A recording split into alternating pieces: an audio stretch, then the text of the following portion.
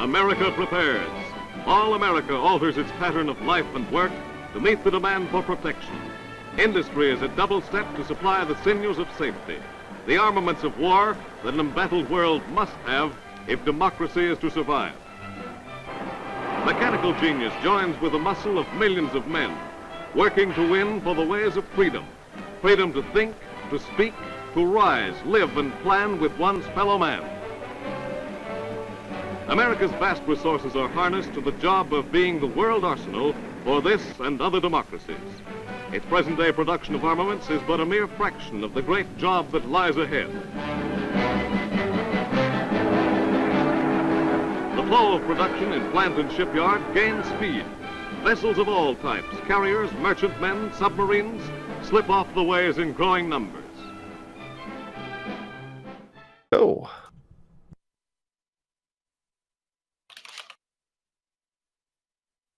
Hello and welcome to Blades and Blasters. Tonight we're sitting down to play some Delta Green, Operation Razorblade.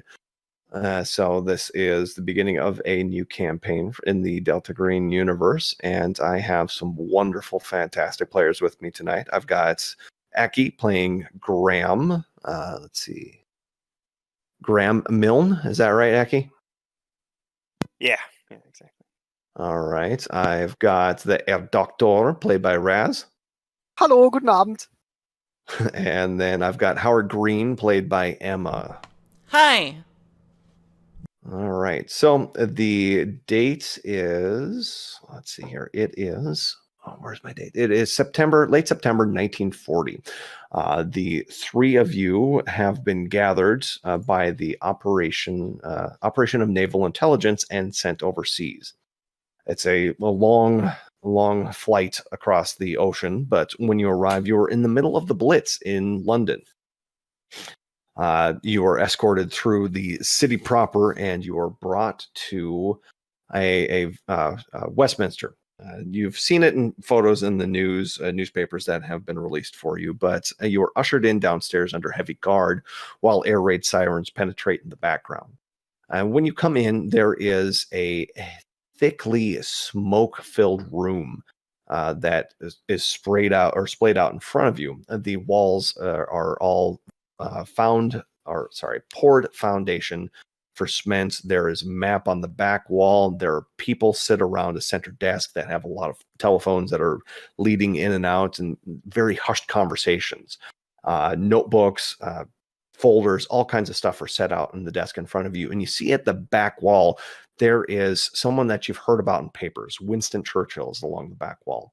But right before you can walk up to him, a man in his probably, I would say, early 60s comes up to you. And he says, yes, greetings. My name is Milo Gray. Now, I am, Colonel Milo Gray to you Americans. You are the new recruits, correct? Graham kind of stands there, gives a small nod, his eyes kind of darting around, taking in every corner, the shadows, everything. Just almost as if he's entirely on watch, but does give that little nod. Excellent. Yes, so you are on loan to us from the P4 Division of the subdivision, which is a subdivision of Operation Naval Intelligence. Now, we are a newly found organization granted by the Prime Minister back there. We are codenamed PISCES. So the reason that you're here is quite complicated. I can't go into a lot of depth with it in immediate regards. The long and short of it, however, is that our forecasting operations, which is a very, very specific subdivision of our program, said that we needed American assistance. And given that we're in the middle of transitioning our headquarters from Westminster to somewhere else, your timing, your arrival could not be more fortuitous. And he looks to each of you, and as he looks to each of you, let's go around and describe our characters. So I'm going to go left to right on the screen here. So first I have, is that That's not Air Doctor. That would be, I think, Raven's character, isn't it? So I'm going to jump next to that is Howard Green. Yeah, so Howard has a bit of a buzzed haircut, a bit of a goatee. He stands a little under 6 feet tall, and even though he's in his 40s, he's still built pretty well and seems pretty solid. As he's looking around this room, hearing all the information about PISCES and what they're doing here, he's cautious and a bit confused. He came here because he heard that his country needed him again. So like a good American, obviously, he joined once more, even though he had already paid his dues in World War I and took various bullets and other things.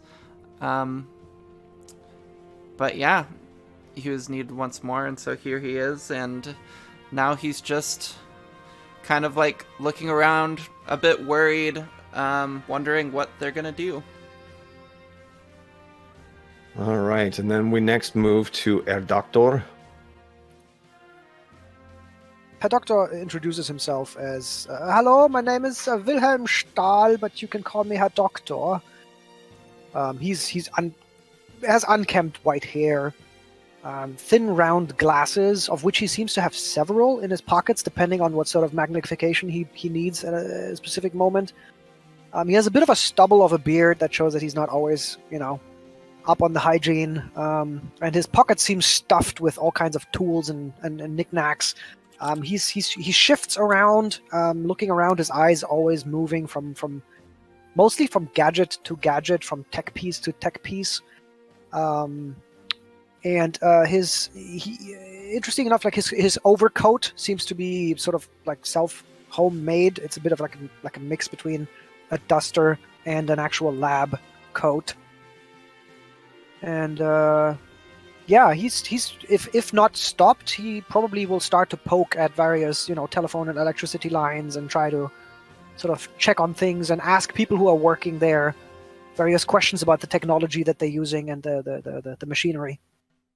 You get a lot of dirty looks, and people just do that stoic refusal to acknowledge you afterwards. How rude. And then finally we have Graham. Yeah, Graham Milne, or Milne, I mean to say. He's not particularly strong looking, rather lithe, wiry, slightly roughed hair, but very clean-cut face aside. He seems immediately paranoid to pretty much anyone who looks at him, eyes shifting, never quite locking with anyone else's, as if he expects someone to be watching him from a corner or shadow. Occasionally, his eyes dart very quickly, as if he saw something in the corner of his vision. He's about 37 now and served in the First World War as a teenage soldier. A group of expendable figures, essentially. Experienced some rather horrific things, in particular during the Battle of Besançon Bridge. But now, after years of mercenary work and smuggling, war seems to have called him back again. The colonel folds his hands and says, "Yes, thank you all for coming as quickly as you could. Now, a situation has arisen that we were loath to call on outside help, but as I stated before, that our forecasting department requested American assistance, and since you have not entered the war yet, this would be a perfect opportunity to reach across the pond to our sister organization." Now, he looks around quick and goes over to one of the tables and pulls out a folder, and he grabs a photograph and he slides it across the table. Let's see, is that... Know each other, the characters, at all? Like we're colleagues, we work with each other, maybe? That I will leave that up to you to decide. Oh, interesting. I mean, Graham, he did a lot of mercenary work, smuggling work, so he could have met either of them in the process. Most of it in the Middle East and Africa, though. I think at the very least it makes sense to say that we met each other along the way. Like, to hear. The P4 organization is really small, so there's a good chance that you have gone on an operation once or twice with each other before. I see. So what's Emma's character then? What would the Doctor know about Emma's character? Sort of like specialty niche. Kind of like mechanic, engineer. Also cool. is like good with navigation and some heavy weaponry. Okay. Yeah, you guys would probably both know Graham is a bit of a black sheep, pretty much wherever he goes. Not the most social, very paranoid, and he is pretty expert, though, when it comes to Spec Ops missions. He's a rather lethal unit to have on the field, and pretty ghost-like when he needs to be. And what Yeah, he of probably- Air Doctor? It probably fits in with Herr Doctor because Herr Doctor is rather awkward as a person, but is quite skilled in anything machinery, computer science, and has a lot of weird, scary Nazi stories to tell about some digs about the occult, sort of horror, ghost kind of type of stories that sometimes you think they start as sort of like, oh, let me tell you a story. But then there's so many details in them that you're like, wait a minute, are you telling me a story or something that happened? And then you know he sort of cackles maniacally, says, I can't tell, you know. It's perfect with Graham then, because he probably sits there and listens quite intently, even though he tries to make it look like he's not paying attention. Yeah. Perfect. So yeah, he's a bit of a tinkerer on the mad scientist side. All right. So, as the colonel then pulls out a photograph, he shows it to you all. Now, as you can see here, you see our lovely Prime Minister trying out one of our new armaments, but the man to the right with the suit and the hat on, that is... Where is it? That is Walter H. Thompson. That is the Prime Minister's bodyguard. Now, I can't help but think that it's fortuitous for you to arrive when you did, because he has not reported in a couple of days. And given that London is in a state of lockdown during any gestures to the sky above, during all of the trouble, that is concerning for us. Now, there are a couple of options. He might have been derelict in his duty, which is extremely unlikely, or he could have been absconded with by enemy forces. Now, if the case is that he's been absconded with by enemy forces, we need you to track him down and either recover him or eliminate him. The information that he has about our Prime Minister is vital to enemy intelligence, and if they are able to break him, then the Prime Minister is an assassination target, and a very easy one at that. Graham shifts a bit. You take that to mean that if we find out they have broken, we need to take care of the info as well, eh? Exactly. Purge the site, make sure that no information is leaked. Do we happen to have any leads on where he may be? Yes, the last place that he was headed to, he was headed out to get some reconnaissance on a lead that he had regarding a threat on the Prime Minister's life, coincidentally enough. He was headed to Woolwich, which is a borough in London. It's over to the east. It's by the Royal Armoury.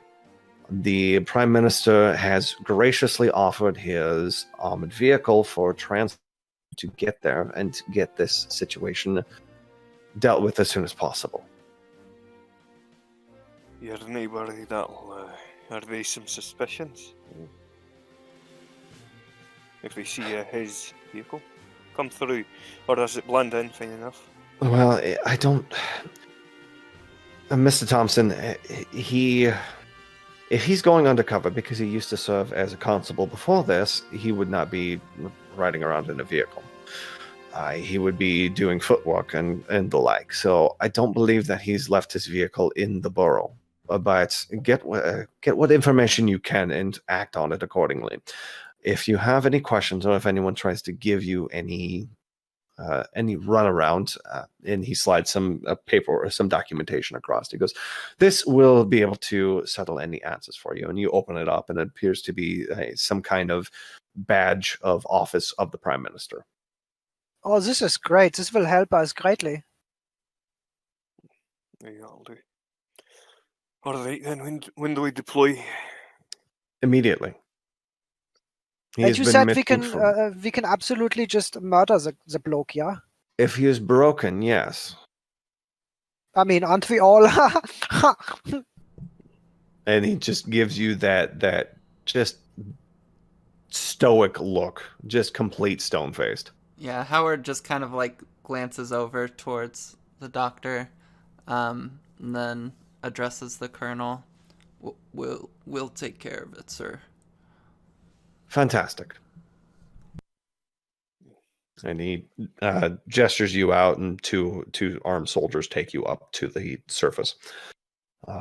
As you mount into Winston Churchill's armored personnel vehicle, you begin driving towards the east.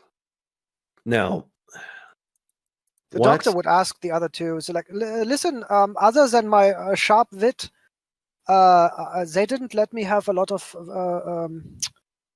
guns and stuff, or knives, or what I prefer maybe acids or poisons, but I have none of those.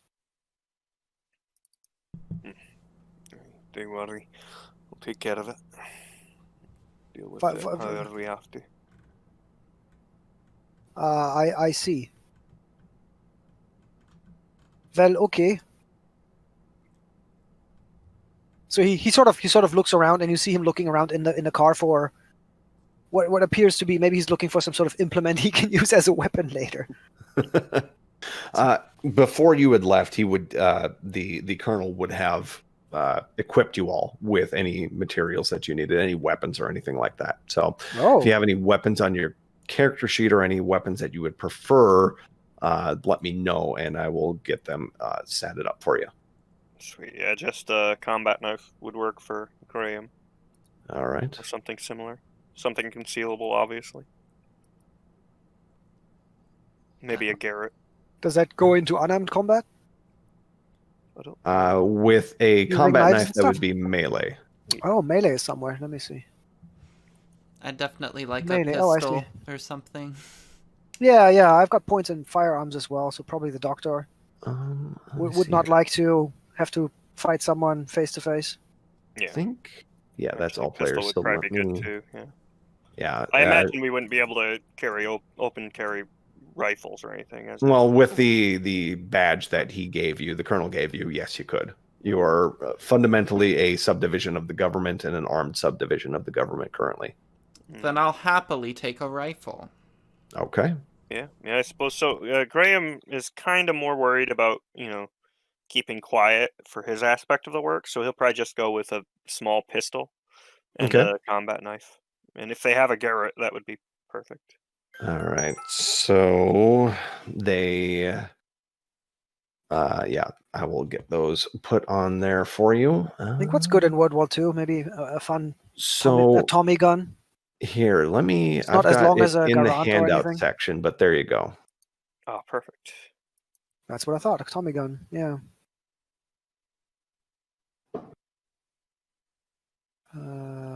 So I will gladly take I mean, it. the bar might be great for Spec Ops. 'Cause Yeah, that is K-bar a would be lethal amazing. weapon. Lethal. I love K-bars. Yeah. alright, so I've got a combat knife made by the same place. It's just a bit chonkier. The doctor would definitely grab a helmet because he is obsessed with staying alive by all means possible. all right. Would the frag fall under demolitions or? That be would weapons or- not be demolitions. That would be. Let's see. Do you have? It's obviously mechanical. Yes, obviously. Mechanical forces. That actually falls under athletics Oh, sweet. because you're chucking that. Love it. I will happily take a frag grenade then. I'll take as many as they'll let me have. The doctor is all about, making things into smaller things. I'll take. And I have a 50-50 chance to do it, so should Is be the- should be fun. 1897 model pistol, I assume. Yes. Okay, cool. Yes. I know nothing about guns, so I'm just taking useful things. Yeah. The helmet, a grenade or two, a rifle of some sort. All right. Perfect. So let me. All right. So give me just a second here as I get everything. Graham, you wanted a garrote too? Yes, if possible. Okay. Those have special That's rules. still melee, right? That has a special rule to it. I got to look that up again. What else did you want there, Graham? Pretty much what he's got. He's got the K-bar, a frag grenade, the Winchester, and a Garrett. So I think that's pretty much him. And then why didn't that say? I imagine the Winchester will be a bit easier to hide than the Colt, just size-wise or bulk-wise. All right. And then let me just write down the weapons here first. Air Doctor, you said you wanted frag grenades and a K-bar? No, I'll pick up a helmet, a pistol, a Tommy got gun, those and written frag down already. grenades. Okay. Oh, was I not supposed to? No, that's perfectly fine. I Nice. will fill in the damage here in just a Because moment. in his billowing coat, almost like a Jedi coat, he can probably stash all of that. Better than a K-bar, because a K-bar is big. Yeah. And then Howard, what did you want? You said you wanted a helmet. Grenades. The Colt is a pistol, or what is that? I believe it is a pistol. Yeah, the Colt. Yeah, the Colt is a pistol. Classic, right? Yeah. I'll take that. And what's an M1 Garand? That's Garand? a rifle. I'll take that one. Single shot, very accurate rifle. M1 Garons are absolutely great. Okay, so while we're doing that, while I'm filling that information out, as you were driving in the vehicle, London continues on as normal. The difference that you can tell from what you're used to in stateside is that there are way more armed soldiers and there are less people on the street. People are still moving about trying to get things done, but for the most part, they're shuffling to and fro from shelter to shelter while soldiers patrol the streets, and the occasional air raid siren can still be heard through the windows. Now, I need, let's see. So I need one person to make a luck roll for the group. Way a luck roll is it's just basically a D100. It's a 50-50 shot. Do you want high or low? Aki, I trust you. Let's go high. All Always. right. Roll that beautiful bean footage there, Aki. Let's see. Hey! Okay. Hey, we win the adventure. Yep, that's it. See, let's go home. So just walking down the street, it's so real. Yep. As you are driving about, there is a telltale moment where the air around you goes still. And as you all pause due to what you're used to from your World War I experience or your previous combat experience, or, for the doctor's case, maybe an experiment gone wrong, there's just the calm before the immediate storm. And as you're driving about, everything goes silent for a moment. And as you're looking, you see a silhouette cross over the car. And you feel that chill down the back of your spine as it traces along your back. And as you look, you see a German bomber open up its payload and drop a bomb roughly in your location. But the driver sees it as well and speeds ahead. And as you are looking about, you see in the rear view, or you turn around and look through the rear view window, and you see a building that you were by just mere moments ago explode with rubble strewn about the street.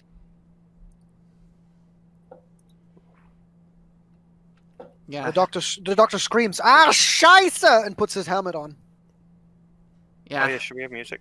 Howard is like holding his gun closely, looking back at it, stammering out, trying to say something, but not exactly able to get any actual words out as he's a bit panicking. Okay. Yeah, you see Graham. He's essentially, I imagine he's like front seat, and he's pretty much, rather than anything else, he's bald himself. You know, knees up on the seat, arms up around his neck, and elbows around his head. Just tucked together, silent. You could swear you see a bit of a shake though. Yeah, the doctor will disappear behind, essentially where the feet go, right, for the back passenger. In that area, and just duck down there. So as you all recover and continue along the way, you hear the driver just silently curse out in front of you, but a few more, probably another 10 to 20 minutes pass before he eventually pulls up and he goes, "Right, well, looks like you lot have made it safe and sound. Get the hell out so I can get back to safety." Hey. Drive safe. Keep an eye on the sky, lad. And Graham, without much word aside, just opens the door and shuffles out. The doctor asks, "But what about our escape when we have to get back?" And he gives the 2-finger wave and drives off. Well, that is very inconsiderate. I thought that was a pretty good question. Thank you, of course. You see, he goes on in a diatribe about how having more questions than answers is a sign of a wise man, and then prompts you to ask what question that raises with you. Well, I suppose the only question I have now is where to? Yes, of course. You realize that the doctor had forgotten about what you were supposed to do, and was just reminiscing about something with you. And we were informed on basically the last place he was meant to be, right? Yep, which is roughly where you're at currently. You're in Woolwich, London, which is a borough, which is also where the Royal Armoury is located. So as you were also given a dossier, and it says in what you can only assume would be Thompson's handwriting to say,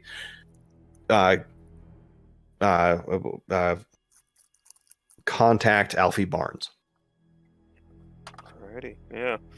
And it gives an address of the Royal Railway. Yeah, you see Graham flipping through the dossier. It looks like this Barnes was it. That should be to go. Let's get a railway it is. And Yeah, of course. Leads a very good man.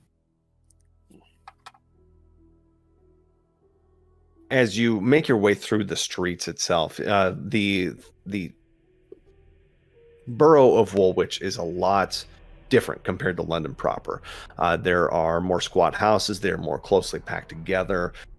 There is the constant smell of ironworks, of sulfur, of all kinds of mechanical processes that are going on that fill the air with this dense black smoke and smell. People appear to have this just grim determination on them as they walk up and down the streets. But you eventually make your way towards the Royal Ironworks or the Royal Railway, and talking to the shift supervisor, this gaunt man comes up, and he appears to be roughly in his late 30s. He's skinny, brown hair, slicked back, and he looks you up and down and goes, "Right, what the hell y'all want?"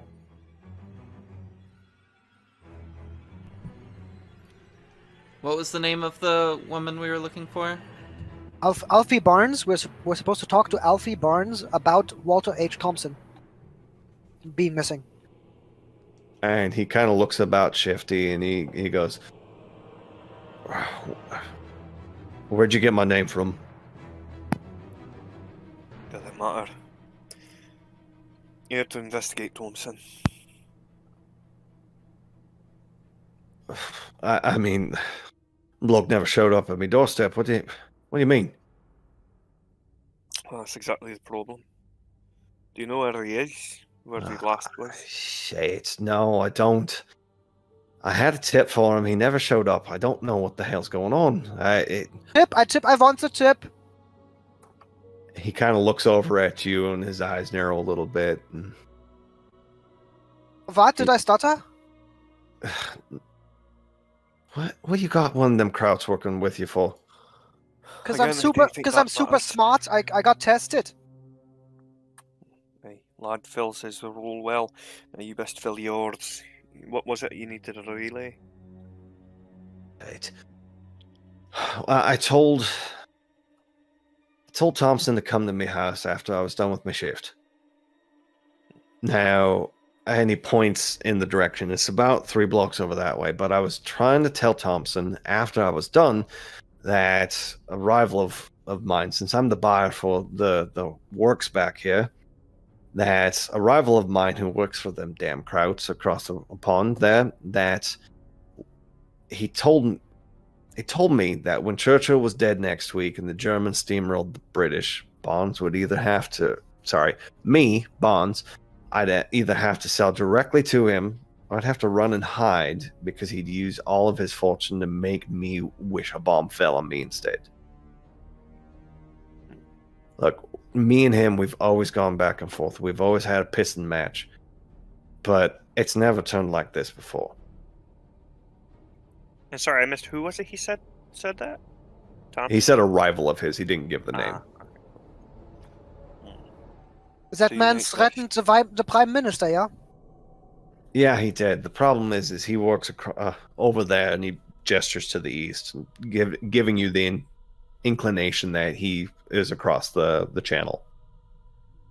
How does he talk to you from across the channel, my man? Whenever we buy shipments and things like that, whenever word gets around, sometimes it'll be a note stuck in one of my crates. Sometimes it'll be through word of mouth, shit like that. He told someone to tell me that. And now you're telling me Thompson's missing. That ain't good. You think that was this fella? If it is, I don't know how the hell he got him out of the country. We're on lockdown, mate. But you do a shipment, see? If anyone could smuggle it across, it'd be this way. Yeah. Look, I can vouch for all my lads. They're all on the up and up. I make sure that for Queen and Country and all that, that's we're loyal. We're loyal to the crown. You said that you told Thompson to meet you at yours after your shift. When was the last time you saw him? That was roughly about 3 days ago. And where was that? Here? Yeah, and he points again. It's about 3 blocks over that way. From the information we were given back in the bunker, was Thompson seen in 3 days, like in those 3 days, or is No. that really the last time he was seen? He was headed out to talk to Alfie at this point, so he hasn't been seen for at least 3 days. Okay, so that you're might be looking the at last time. either 2.5, 3 days that it's been since he's been seen. That's a long time. Yeah, lots of things can happen. You notice where he might have gone after you talked to him. Hey, or where he was staying. The thing that I know about Thompson, see, I was in the middle of my shift. I was really busy. Couldn't talk to him at the moment, give him the information that I needed. So I told him to wait at my house, which he usually does. What he does in the meanwhile, I know fuck all. But he usually hangs around the shadows, talks to the people in the neighborhood, tries to get an ear on the ground, figure out what the hell's going on, see if we had gotten any of them crap bastards lingering in London. But like I said, he just didn't show up. I figure he had something else to occupy his time. Does he appear truthworthy, or whatever you would call it, truthful? You could roll a human if you want. Sure. Yeah, that's what I was just going to ask myself. Do I just click literally on human, or how does it do that? How do I do I think that? so, yeah. Yeah, let me I check. don't think Graham's not the best at reading people, so he'll Yep, try, if you just but click on the box, it should be able to roll for you. Oh, there you yeah, go. no. Graham can't get a read. He's All too busy right. looking around and shit. That's there we go. Just took a while. Okay, so Air Doctor, yes, I mean, he seems generally frazzled by this. You can gather that Kim and Thompson have had a working relationship in the past. They have a mutual respect for each other. Since this guy gets his material from a lot of different places, you get the idea that anything that comes into this port, like Thompson would know about it. Hmm. And then But he appears sort of genuine. yeah, he appears sincere. Like he didn't Okay, I smuggle see. Thompson out. Okay. He's legitimately concerned that Thompson is gone. For Aki and Emma, since you failed those checks, you can check mark. You can you can click the box next to those skills. It'll put a check mark in there, and that's how you can level up your skills. Oh, okay, cool. So at the end of session, we will deal with that. Sweet. So he will ask him for some. Then Herr Doctor will lean in and ask him, "Listen, do you have some of these? Do you have books maybe? Also, looking for hard to come by books, maybe old books, yeah, obscure books." No, mate. I just deal with iron. I'm Iron? responsible for the railroad, getting that up and going. Yes, I need an upgraded tungsten coil for one of my experiments. Don't know if this is the time for that, lad. Oh, there is. Thompson. Fair. Okay. But he sort of taps the foreman, I guess, on the shoulder and says, "But I will probably be back to ask about the tungsten coil. I have maybe a few more other things, but it's okay. It's okay." I don't suppose anything's been odd coming in or going out, as there. The Herr Doctor will actually laugh. It's like, look at the man. Of course, there's odd things coming in and out. I mean, that's why Thompson and him have a working relationship, you know? Aye, but what I'm saying, if something strange happened, if anything was odd, Thompson would have looked after it. Eh? Oh, I see. Yeah, good question. Yeah. So, he looks to him. No, nothing around here, lad. I'm sorry. I'm putting in 16-hour shifts. I haven't seen anything weird. No one's come to talk to me about it. Like loudly, the Doctor will actually put his thumb up and say, "I don't think he lies." Aye, just curious.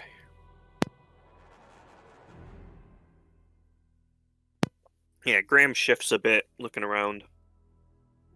Well, I suppose the best place we do go to is look for where he would have been. Let's get then. I don't think there's much else for us here. You said that he'd normally wait at your place. Can we check that out? Yeah, sure. You can go ahead and look around there. I hope you can find the answers you're looking for. I certainly hope so. Did he ever come with someone else? Maybe we could talk to. Yeah. No, Thompson liked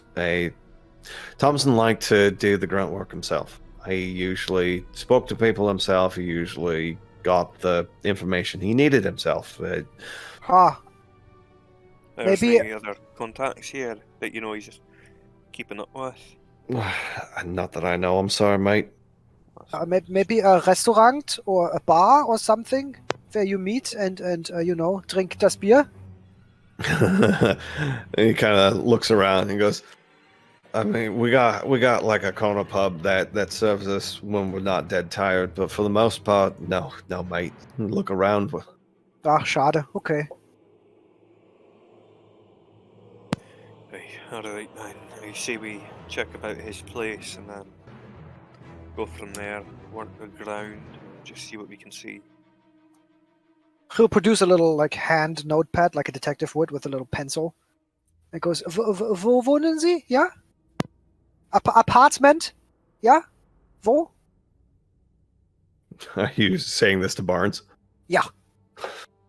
Yeah, it's about 3 blocks over. And he gives a number to you. You can't miss it. He writes that down and speaks it back to him in bad English. Yes, that's right. Okay. All right. Thank you for your time. We'll get out of your hair. Auf Wiedersehen, Herr Barnes. Thanks. And he just wipes his hands on the front of his coveralls and goes back. So as you make your way outside the gates of the foundry and continue through Woolwich itself, you walk over a couple blocks and you find his house. But after roughly about, I'd say 2 to 3 hours of canvassing the neighborhood and finding any information that you can on Thompson, you do come across a name that says a couple of kids in the corner there saying, yeah, old Finley Houghton there. He said he saw something a couple weeks ago, or not a couple weeks ago, about a couple nights ago. Okay, nice Sonny. And they point to a couple houses down. You can't miss him over there. He hasn't been the same since. Maybe. And, yeah, I suppose we'll go check this guy out. The doctor says, Dankeschön, and hands them what might be a candy, but it's a little it's a transistor from one of his coat pockets. Oh, one of them tries to eat it. Ow! He's like, no, it's not for eating. It's for building machines. Good luck. They say appropriate swear words at you as you leave. And then Herr Doctor would say, these British children are rude. I don't know, Doctor. You're being a bit strange. Yeah, thank you. Danke. So a couple of houses down, it's a squat brown house that's about 1 story tall. There is a very roughshod door on the front there, and as you come up, you knock on it. There is some scuffling about inside. Who is it? We're looking into Thompson. Don't suppose you have a moment for us? No, Thompson. Well, folks around here say you saw something. And the door cracks open just a sliver, and you see this bloodshot eye peeked out and very oily, sallow skin. Yeah, I saw something. What's it to you? Well, I want to know what kind of something you saw, lad. And Graham has almost a similar kind of darting eyes and stuff, paranoia about him. I don't know what you saw, but it might be irrelevant to the country, to security. Come in. And he opens the door, and as soon as he opens the door, you're immediately greeted with the stench of foul body odor and stale liquor. It wafts out of the house, and he kind of gestures you away, and then as you come in, there are beer bottles everywhere. This man has not been having a good couple of days. What time of the day should I imagine it actually is? It's roughly about, I'd say, mid-afternoon. Mid-afternoon, so still light. Yes. Okay. Yeah, Howard walks in, maybe stepping over a couple bottles of beer, looking cautiously around, listening closely to if there might be anything else in the house. Yeah, what's your alertness at? It's pretty high. Nice. Graham's keeping an eye out too. Yeah, anything 80. above a 40. Oh gosh, yeah, Oh. you hear time Yeah, I've got with an 80. alertness too. Yeah, with even above a 40, you don't hear anything. This man lives by himself, and you hear the outside more than you hear the interior of this man's house. Okay, got it. The doctor will pick up a bottle, hoping that there's maybe, and that sort of smells the beer. Oh, it's then- stale. It does not smell good. He like frowns heavily, puts it down, and mutters under his breath, "Ach, British Pisse." Oh, well, it's all that we got, so I'm not begging to be choosing.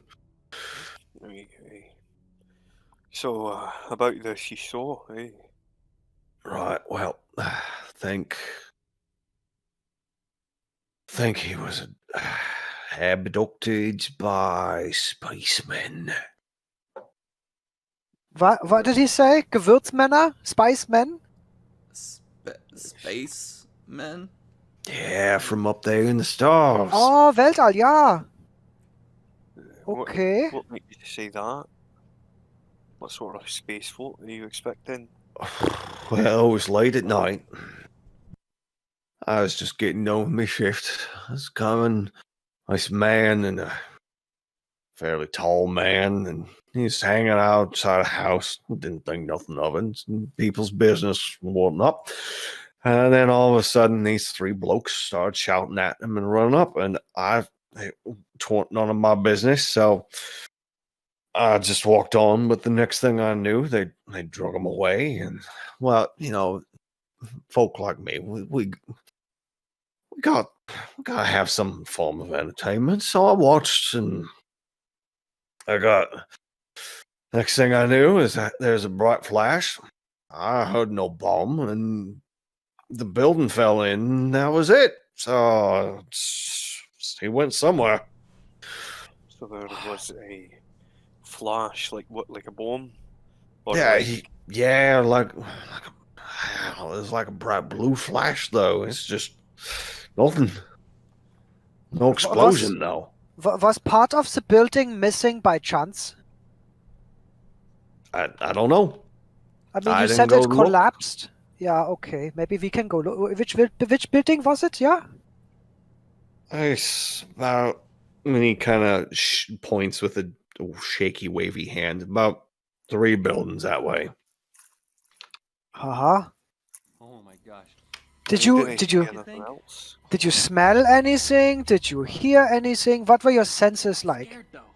Well, if they're not scared of this beauty, I've got something else in mind. I can't smell nothing. Spy ninja friends inside.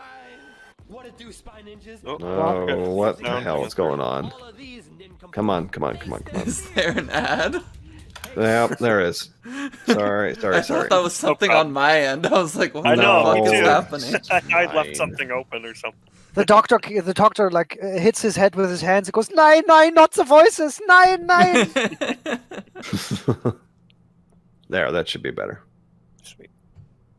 But yeah, he'll try to make the man recall various other senses. Like, did it get cold?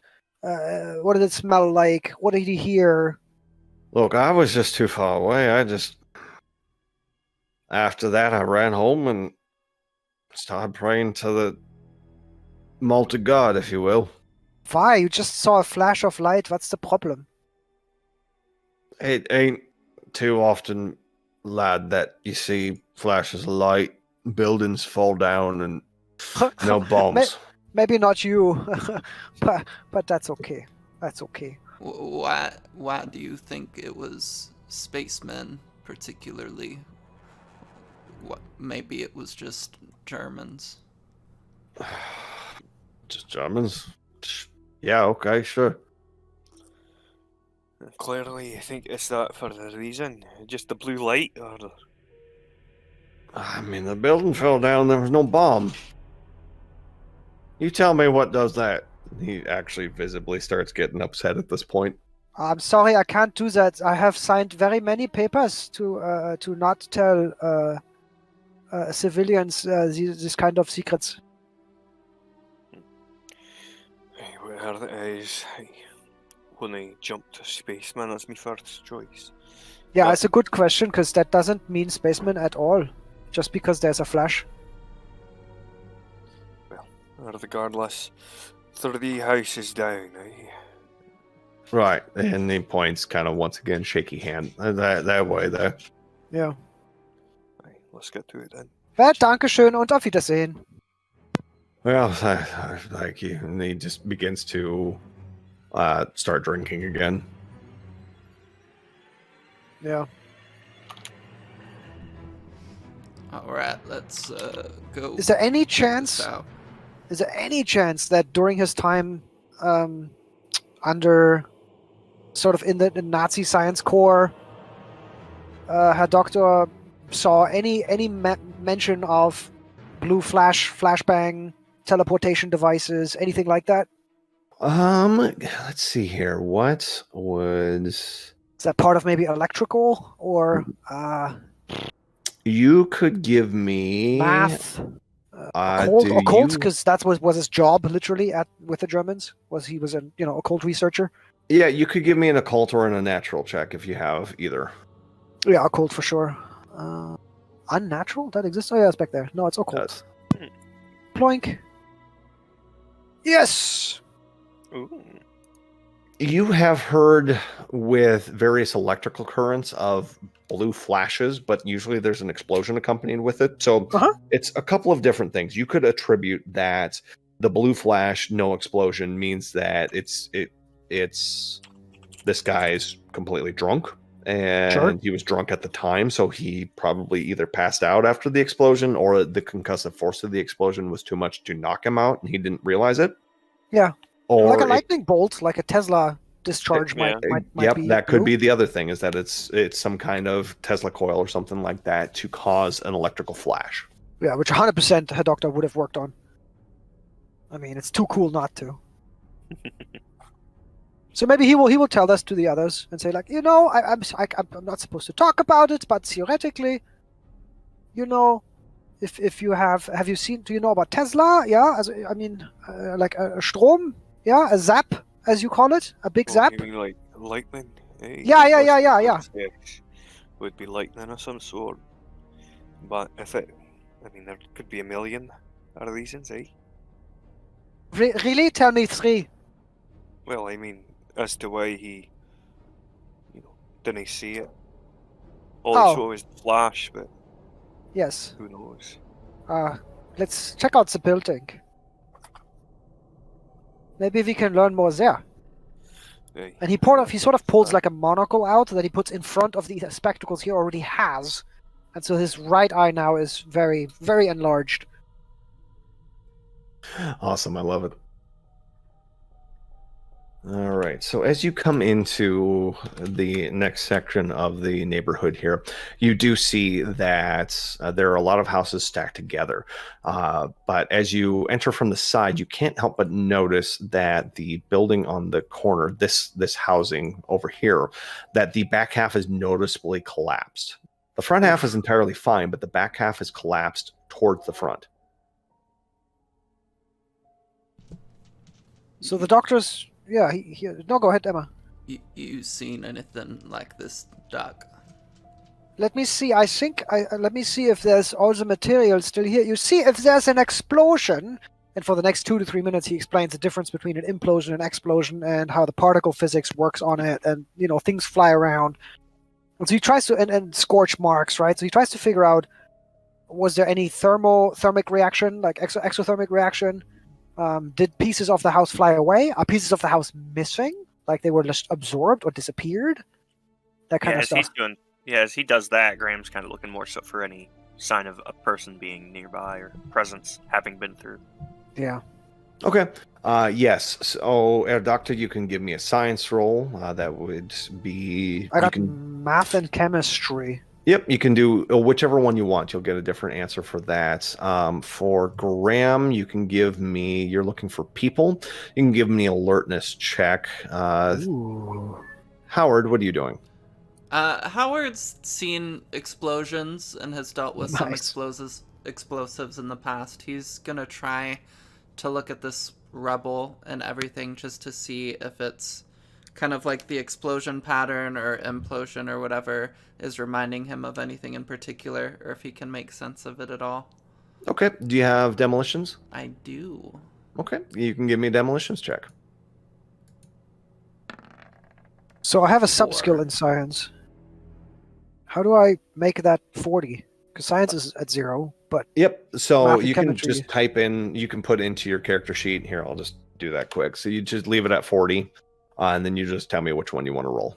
Oh, I see. Well, Well, he's definitely interested in both, but maybe first he's thinking that maybe the scientists cracked one of his nutcase ideas of teleportation, which would have disappeared some of the material. So he tries math first. Okay. Oh, wow. Got lucky, I guess. Perfect. So, all right. So, Howard, as you are looking about the building itself,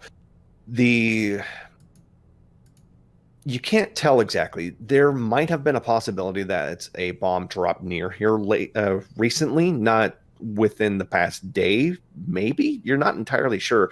You're finding residue in the grass and around the building itself, but you can't tell what type of residue it is. It might be sulfur, it might be explosive, it might be just ash, but there's something around the outside of the building that you can't quite put your finger on.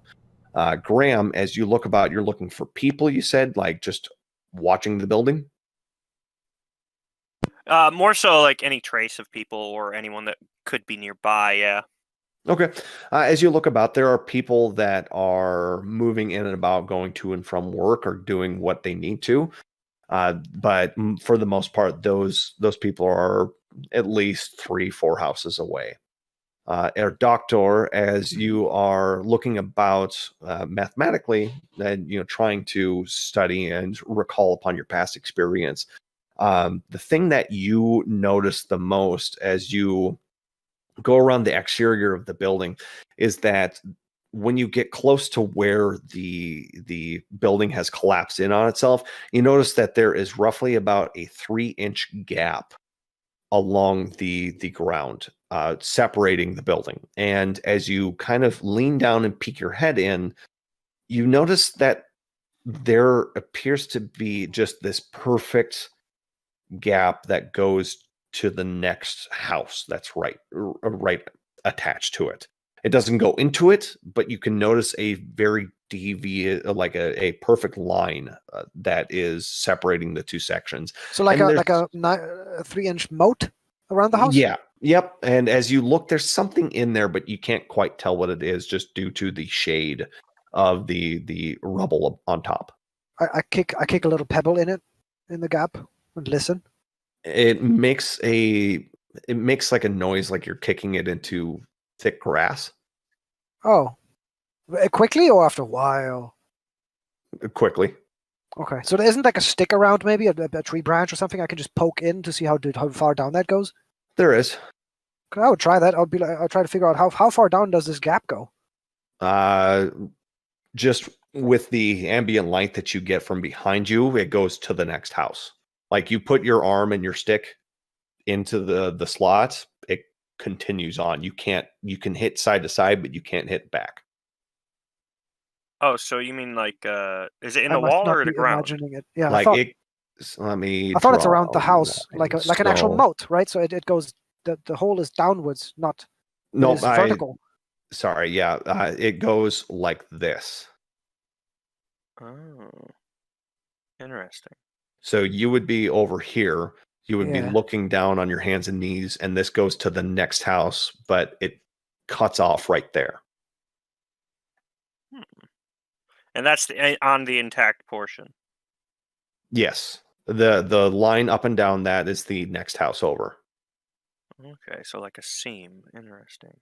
But that line, the vertical line, isn't a line. That's just where it stops. Yes. Okay. So there's a crack in the house between. Oh, so so not like a moat, as if the house was raised. It's like there's a trough. That's a better word for it. There's a trough of missing material, missing house. That's about 3 inches across from the exterior wall to the next house wall. Huh. Interesting. And using your mathematical knowledge, just simple geometry. Yeah, of course the building would collapse in on itself because there's 3 inches of the building missing. Yeah. So does it look like this portion here could collapse as well? The front part? Yeah. It doesn't appear so. It appears more sturdy than the back half, but it looks like whatever happened in the back half, maybe it took out a larger section of the structural integrity or the structure of it. So almost like something just cut a line through it, sort of. Yeah, and what is Air Doctor's alertness at? 30. 30. Okay. With the 30, yeah, as you lean down, you kind of look at the brick itself, and it appears to be perfectly shorn. But like I said, there's something else in the trough itself. Like there's something in this section that sounds like grass. And as you look about, it's all packed earth around you. Okay. Do I smell or hear anything weird? Do I hear insects walk down in there, or does it smell any particular chemical way, like something like acids or anything? No, it smells natural. Okay. Okay. So this might have been some sort of physical experiment. So this is like filling the gap there, basically. Yep. Okay. Yeah. Graham, if he notices this as a result. Yeah, he will call him over and say like, "Can you? Your young eyes might be better than mine. Look at this gap. It's very peculiar. And as you remember, the brilliant scientist expected there to be material missing, and there is material missing." Howard will Certainly head will. over as well. Yeah, Graham is gonna. He takes the K-bar and kind of sticks it in there. You said it's something that sounds almost like grass. He tries to like chip and cut away into there. Yeah, you're able to. It's very easy to cut through, and as you kind of cut and grab and pull out, it's wheat. And so this is almost like growing up through the wall, basically. Yeah. Kind of, yeah. But as you look about, as I was mentioning to Air Doctor, the ground around it is packed. It's packed earth. Like there's barely any crabgrass or anything like that growing around here. So the fact that you're holding harvest wheat, like it's ready to be harvested, you're holding that in your hand. So everyone make Very a sand peculiar. check. Very peculiar. Make See a you what guys. check? Sanity check. Ooh. Yeah, because this is basically like, entirely surreal. Doesn't make sense. Correct. Yeah. This is Boom. pretty fucked up. That you're in the middle of London and there's wheat right here. Where do I click for a sand check? Do you just It click should- sanity points? That's there what I did. should be. Oh, that Yeah. should be. I gotta fix this. I think I won.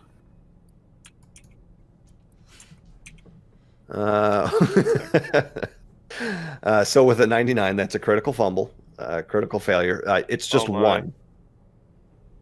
Why is that listing it as 99? That's not right. It should Current. be versus your current sanity value. Oh, Oh, okay. So what's my? Oh, I your see that. maximum value is set to 99. I'm gonna have to adjust That's- that, but Yeah, that's what I was wondering. I Yeah. was like, wait, that doesn't make sense. in Air Doctor's case, it's just one. But in As in, like, Graham's I case, reduce one. Yep, you lower your sanity by one.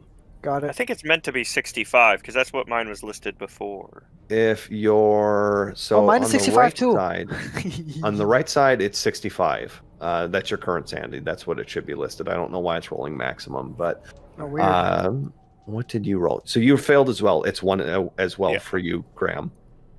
So yeah, Sweet. lower that by one. But the thing about Delta Green is if you notice under your motivations and mental disorders over on the right side, there's a box down below that says incidents of sand loss without going insane. Now you have checkboxes for violence and checkboxes for helplessness.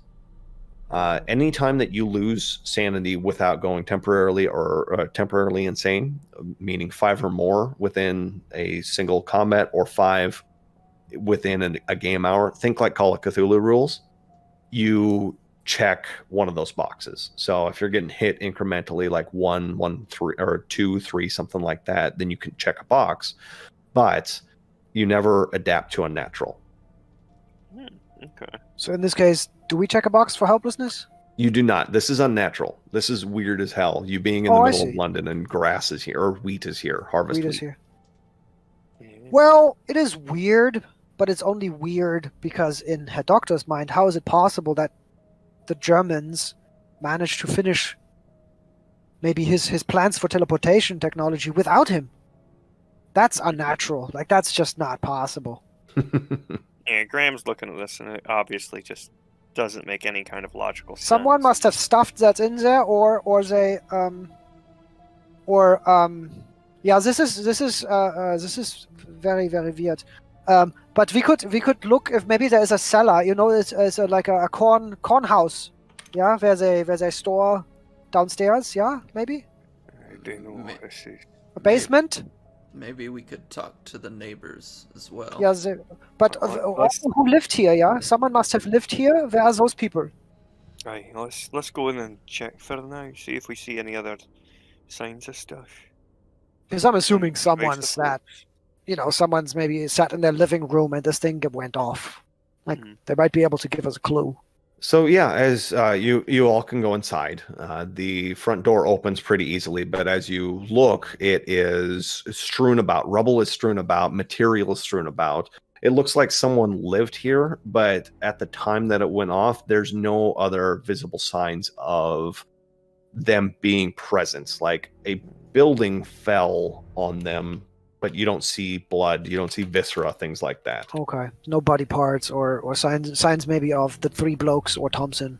Correct. Yeah, Graham's gonna start rooting around through the rubble and stuff, look for anything that's flagrantly out of place. Look for entrance to the basement. Yeah. Yeah, Howard's gonna look for maybe secret hidden stuff. Maybe like a hidden latch under the house, or secret rooms, or maybe some sorts of notes or other things, while Graham is looking through the rubble and everything. Okay. What's Air Doctor doing? He looks for the lab, because obviously there must be a lab underground, right? He's still thinking that maybe the blokes pulled him in here and then used some underground secret lab to make him disappear, because he knows in September in Germany it's harvest time. So yes, as you are all looking about, let's see here, Graham, your alertness is at 80. Same with Howard's, correct? Yes. And Air Doctor's, yours is at 30 for alertness. Correct. Okay, so the things that you are able to notice is that. Graham, as you are looking about, you see that there is something that is lodged underneath a brick in what appears to be in the center of the room. And as you approach it, it appears to be fabric. And as you remove a brick and pull it out, it's perfectly shorn, but it's pinstripe fabric. It seems to match the material that Thompson was wearing, like that suit that he was wearing in the photograph that they shared. Interesting.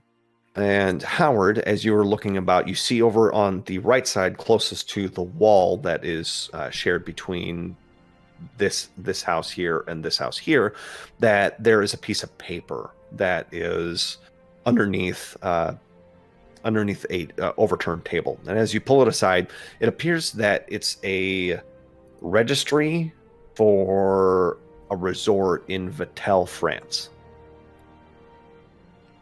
That's weird, he says as he's looking down at this paper.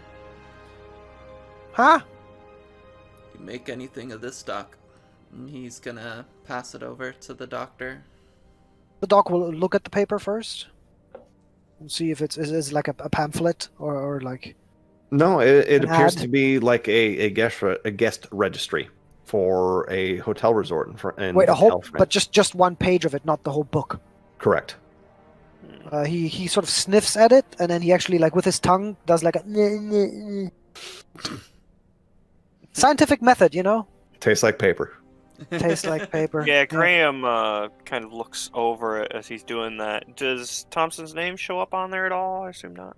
It doesn't. The resort though has an address for it. In the list of guests, are there 3 blokes on it? There are not. There appears to be no one listed in there. It just appears to be a torn piece of paper. Hmm. Is this the part of World War II where Germany has occupied France? It is. Okay. Yeah, this is what all else I found was this here. It matches his clothes.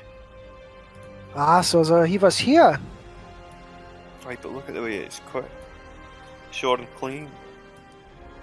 Don't see how anyone would do that in the midst of a tussle or some such. Maybe it is, ein eigenes Horizont. Yeah? Mhm. You know, something happens on this side and then something happens on the other. Like in theater, you have a veil, but the veil cuts on a physical plane. I don't know, but what happened, it certainly ought to.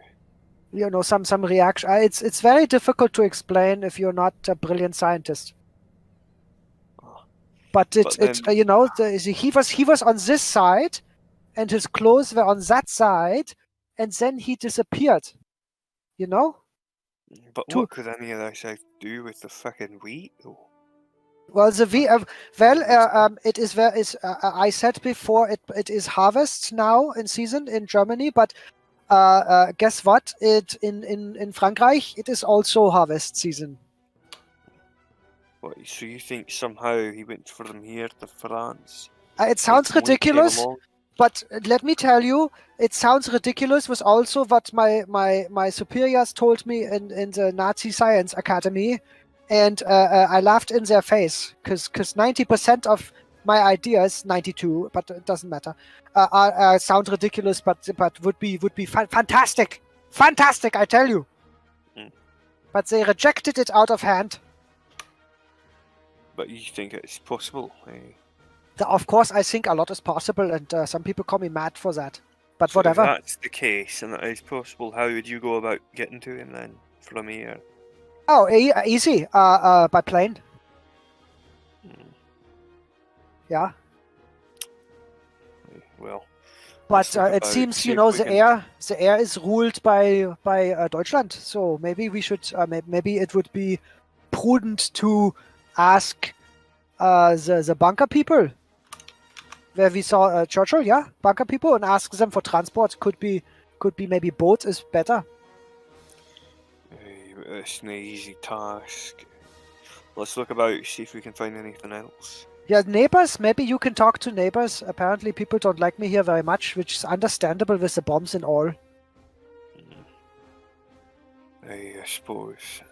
I'm gonna 'Cause- keep looking here. Or would you like to see to the photos next door? Yeah, I'll take care of it. Very good, because you know he was in here. We know Thompson was in here because of the clothes. Aye, someone must have heard something, saw something. Uh-huh. Flash at least. Yeah. Okay. Will And, you do that? Will you do that while I smoke a cigarette? Dankeschön. Yeah, Graham will start looking again, and there's no sign of any kind of burn or char or anything like that, is there? No, as you look about, it was the same that Howard noticed, is that there are residual effects on the outside, but as you get closer to the bricks, the trough itself, it appears perfectly shorn. And there, as you approach that section, even though there are bricks over it from the rubble, as you clear some of them to the side, you see that there is wheat ready for harvest. Under the the trough. bricks or like in the thing? Okay. In the trough under the bricks. Interesting.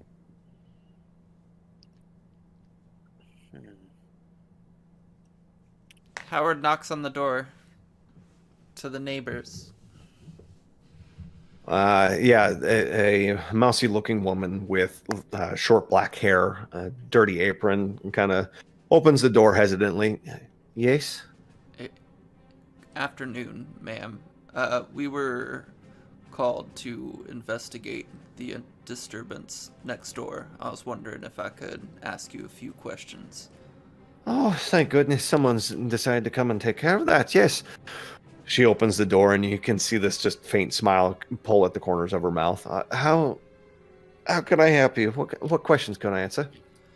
Of course, we were wondering if you could tell us what you experienced, what you may have heard or seen. I believe this happened a number of nights ago. Yeah, the Stevens, they've been gone for a little while there. They decided to vacation in France before. She kind of gestures to the sky above them before all the unpleasantness happened. Now,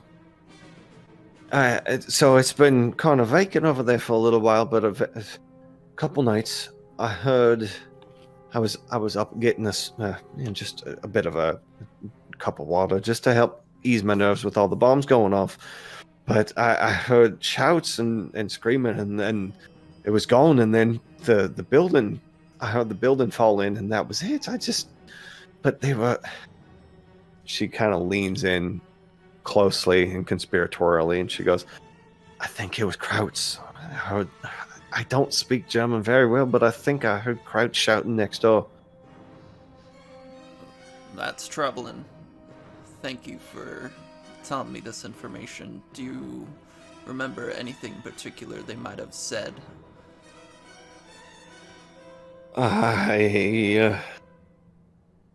She thinks for a moment. I think they said, "Hold him, let's go." We gotta go. Sorry, German's not my best. And she's just, you can see that she's rubbing the bridge in between her nose. She goes, "It's time to go."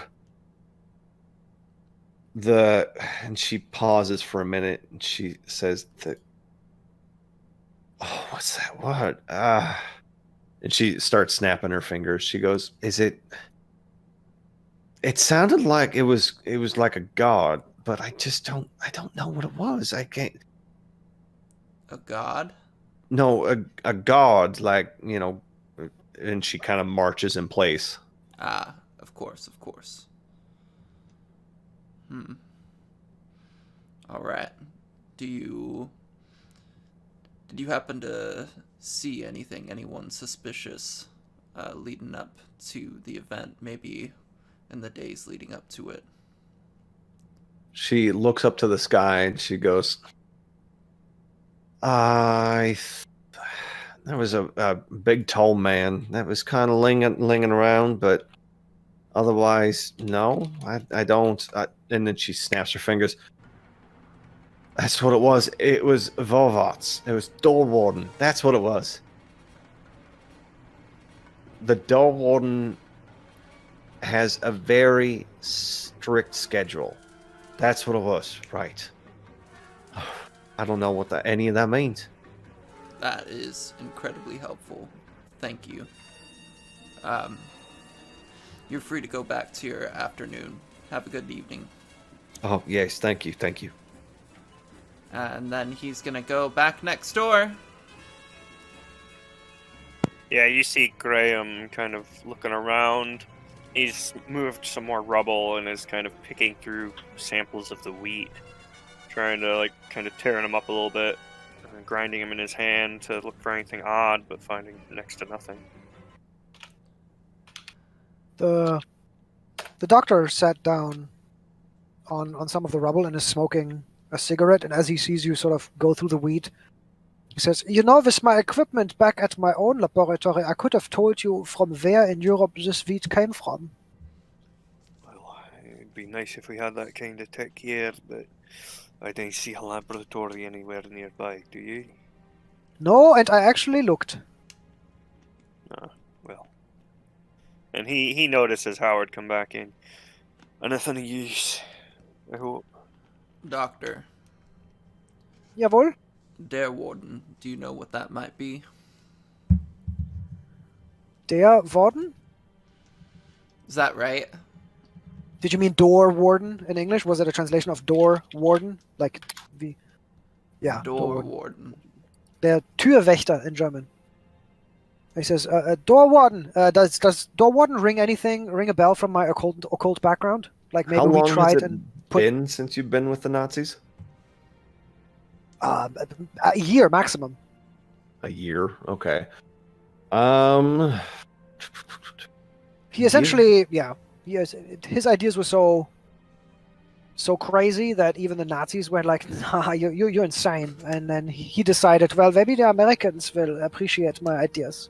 And yeah, there was a very small section of the Navy that said, "Yes, we'll take you."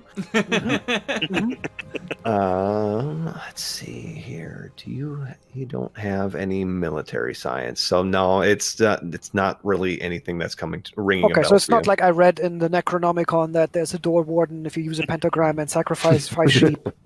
None of that. Nope.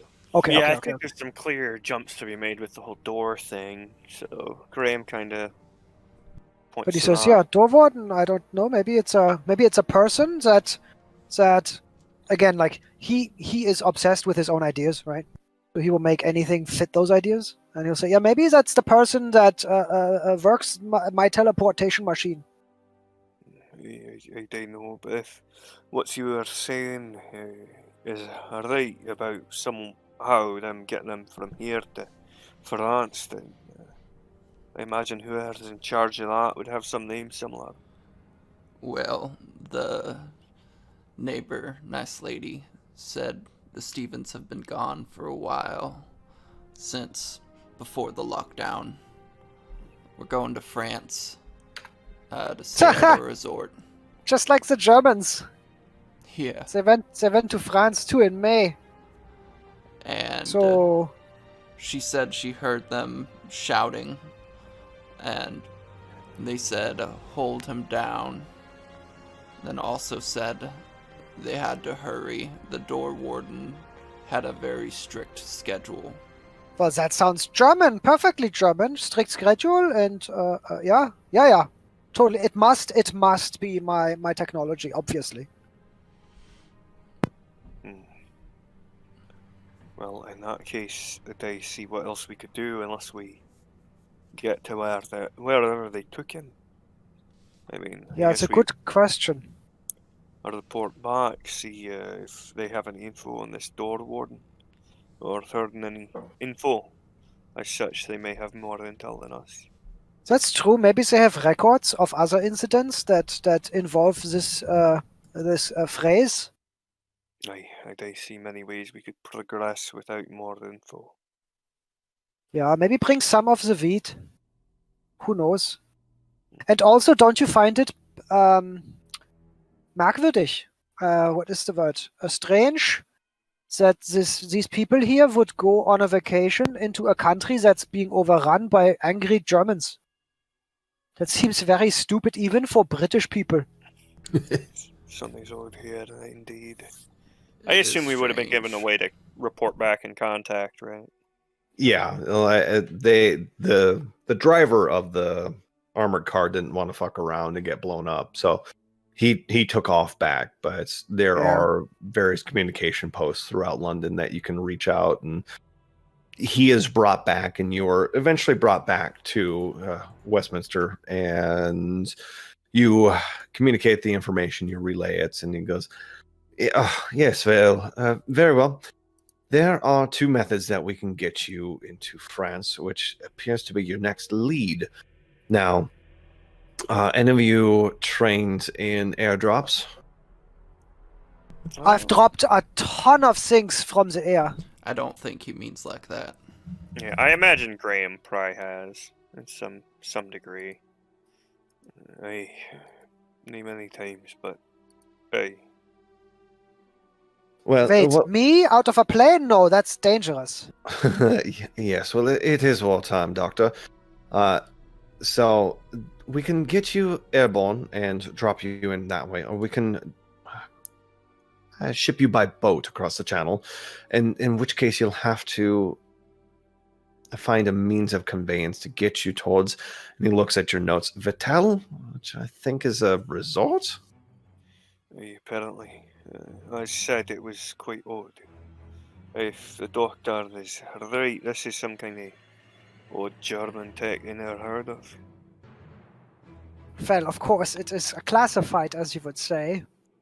But fortunately, you know Herr Doctor, so now you know. Aye, unless you can explain full-grown wheat in the walls. I mean, you might not like the implication, but I did explain it to you. Aye, well, I meant... That's fine. Yeah, so about of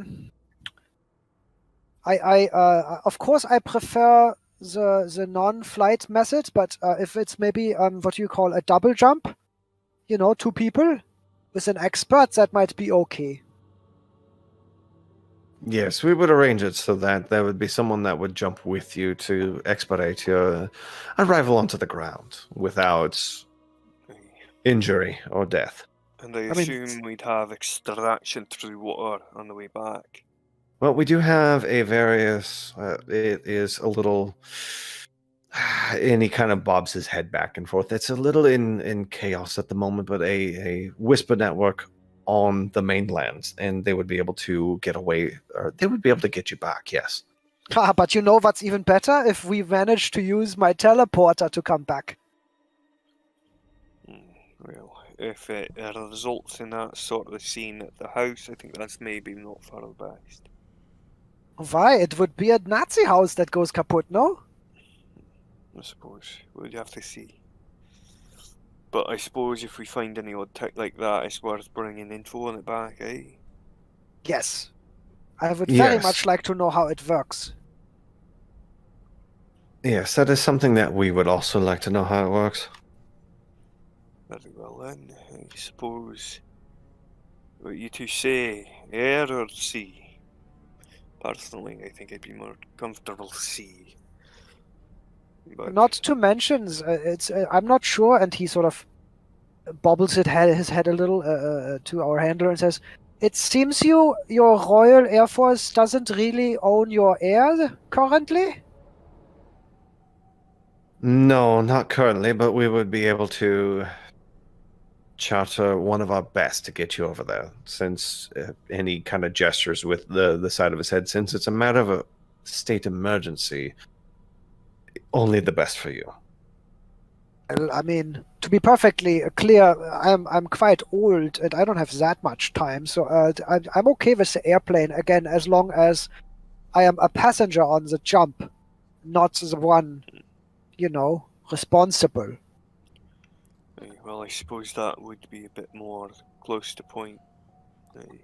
I think we'd be in just as much danger, if not more, by sea going into France.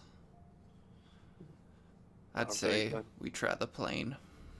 Airdrop it out. Let's get to it, I suppose. Yes. So have I told you? And then he goes off on a story about how he came up with what he calls a Fledermausanzug, which is sort of a bat suit that you could use instead of a parachute, and it would be really cool because you could fly around a little and he said after 14 tests, as he calls them, you get the impression 14 people died. It was abandoned simply because they weren't willing to give him the right materials. I think we'll stick to the tried and true methods. No, of course. I'm just telling you. It's such a good story. Well, let me tell you. So in the winter of, and then he goes on. So as you are all gathered together, you're given your various equipments that you need to go mainland, and you're ushered into a plane. And through the cover of night, you take off, and it's a lot different than the plane that you arrived in London with. And it's loud, very loud, but you're all equipped with your various jump partners. Now, for this section, as you're going to Vittel, I need 3 luck checks. So it can be from one person, it can be from all 3, it doesn't matter. We each get one. Perfect. So just before you roll, choose high or low.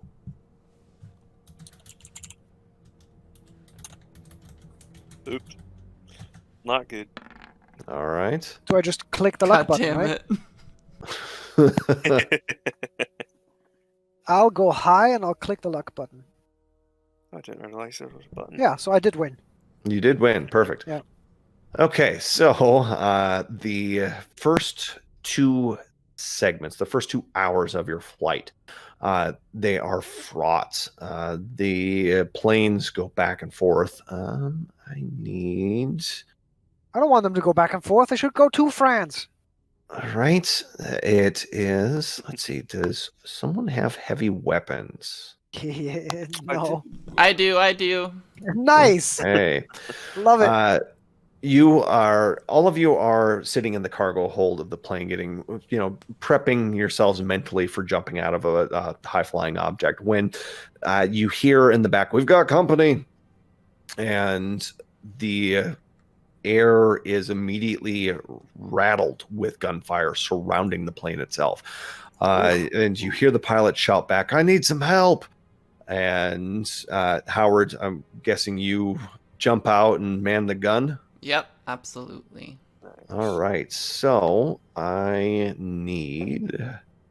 First of all, I will let either Aki or Raz roll, but I need a percentile roll, and it is a 50-50 shot. You'll be flying for your plane, and I will roll for the German fighters. They're rolling at a 40%, and the British have a 50%.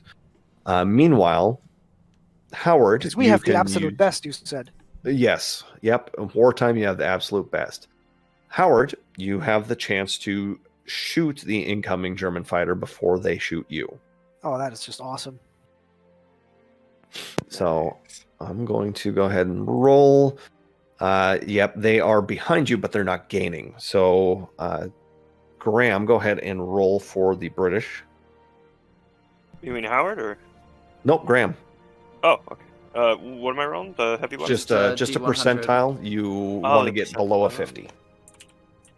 I think this is like a chase check for the pilots. Yep, it is. Both of you are losing ground, but you are still within range for the heavy gun. So Howard, go ahead and shoot away. Do it. Oh, Success. Perfect. Nice. So with that, let's see, where is that at? That is... There it is. Go ahead and roll me a percentile dice. Ooh. Do we want to roll high? You want to roll below a 20%, but if you roll high, it's good too. Oh, God. Okay. Right now, we're working with lethality rules. 24, close. Okay. So the way lethality works in Delta Green is some weapons will have lethality on them. If you have a frag grenade, you notice that. But what you want to do is that you'll want to make your attack roll, and if you succeed, then you want to roll another D100. The second D100 is to determine lethality. If you get below the lethality percent, you instantly kill the target. Wow. But if you don't, you get to add the damage on those dice together. More often than not, the damage that you roll on the dice, even though you didn't roll below lethality, is still enough to outright kill some targets. In Howard's case, you rolled 6 damage. They have 5 armor piercing, so yes, you do a significant amount of damage to... Where's the 6 damage? Since Howard rolled a 24, you just add the 2 and 4 together. That's where you get the 6. Oh, okay. Let's see. How so random. Okay, so yep, I see that. Next roll, go ahead and let's do flight rolls. So Graham, go ahead and roll me a percentile. Once again, you want below a 50. And you did. You're able to pull away. You need one more success to fully disengage from them. But Howard, you can go ahead and shoot again. Do it. Ooh.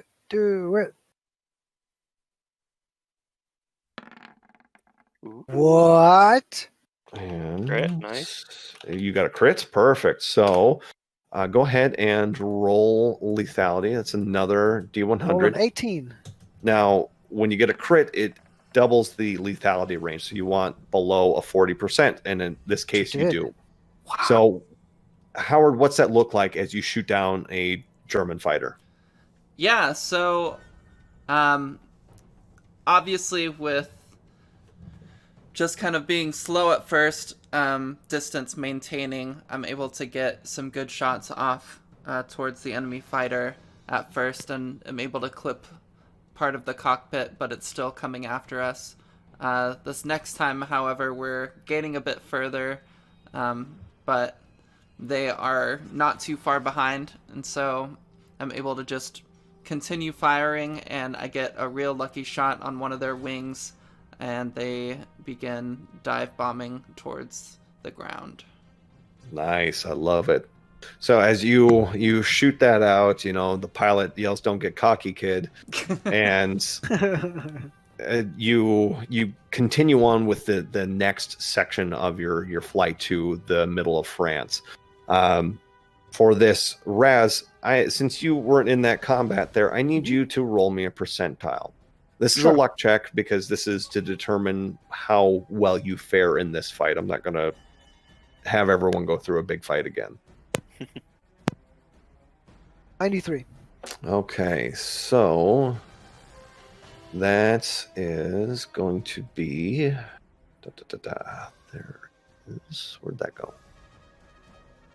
Right If there were any damage to the plane, her doctor would probably go about fixing it. Okay, so there is... I'm going to just do one more. Okay, so there is... I would say roughly... Let's see, that is 9, that's 12. Yeah, there's a good section of the rear cargo doors that are just shot all to shit. You don't have helmets on, or oh shit, what is it? Earmuffs on to block out the sound. So it's just this constant whistling, whooshing noise as the back half is decompressed from all the air that's being sucked out of the transport. Yeah. You have to get in close to each other, but everyone give me a sand check for just getting shot to shit in an air combat.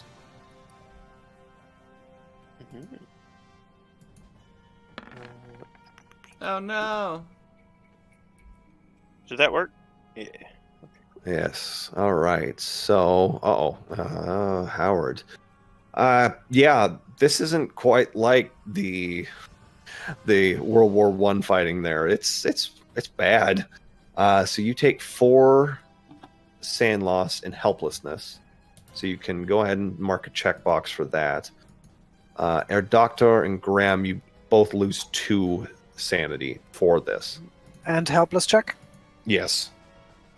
Got it.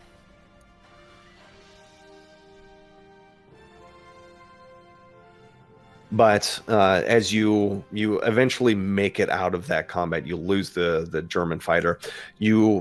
It's hard to see the ground below. It's dark. It's the middle of the night. But you eventually get to a point where the pilot says, "All right, it's time to jump, everyone." And you hear the klaxon sound in the back as the doors open up. And there's not much difference in between pressure of the outside and the interior now. But everyone gets with their jump buddy, and you jump out the back of the plane. You slowly fall towards the ground, first quickly, but then slowly as the parachutes are deployed, and you end up here in a French countryside. So as you all land, you all disconnect from your jump partners, and you kind of look about. It's the middle of the night. I know it's a daytime photo, but hey, aesthetics. The ground around you is wheat fields and cornfields and things like that, but you can see pockmarks of devastation that are surrounding the countryside, showing you that, hey, war has come to this idyllic place as well. You get your bearings, and after consulting a map, you know that you have to travel to the southeast, and you're probably about 10 minutes, maybe 15 minutes away walking. A short time after that, as you're steadily walking, you hear the sounds of planes flying overhead. And yeah, Graham immediately, instinctually ducks for cover in a bush or something similar. It's dark. But yeah, we probably wouldn't walk right across the field. We would walk along the tree lines. Yeah. I mean, Graham's carrying right in the especially first we have place. someone spec ops. They would know a lot about an operation like this. Oh yeah. He's all about keeping everyone real low, Mhm. real quiet. The quiet part is hard for the doctor, but he's trying. So yes, as you eventually make your way through, you don't hear the sounds of German patrols or anything like that on alert for you. But as you come over the ridge, you do see that there is a building in the distance, and as you get closer, it's tall. It is roughly about 8 to 9 stories tall, and you come up upon this vast, what appears to be like a hotel or something like that.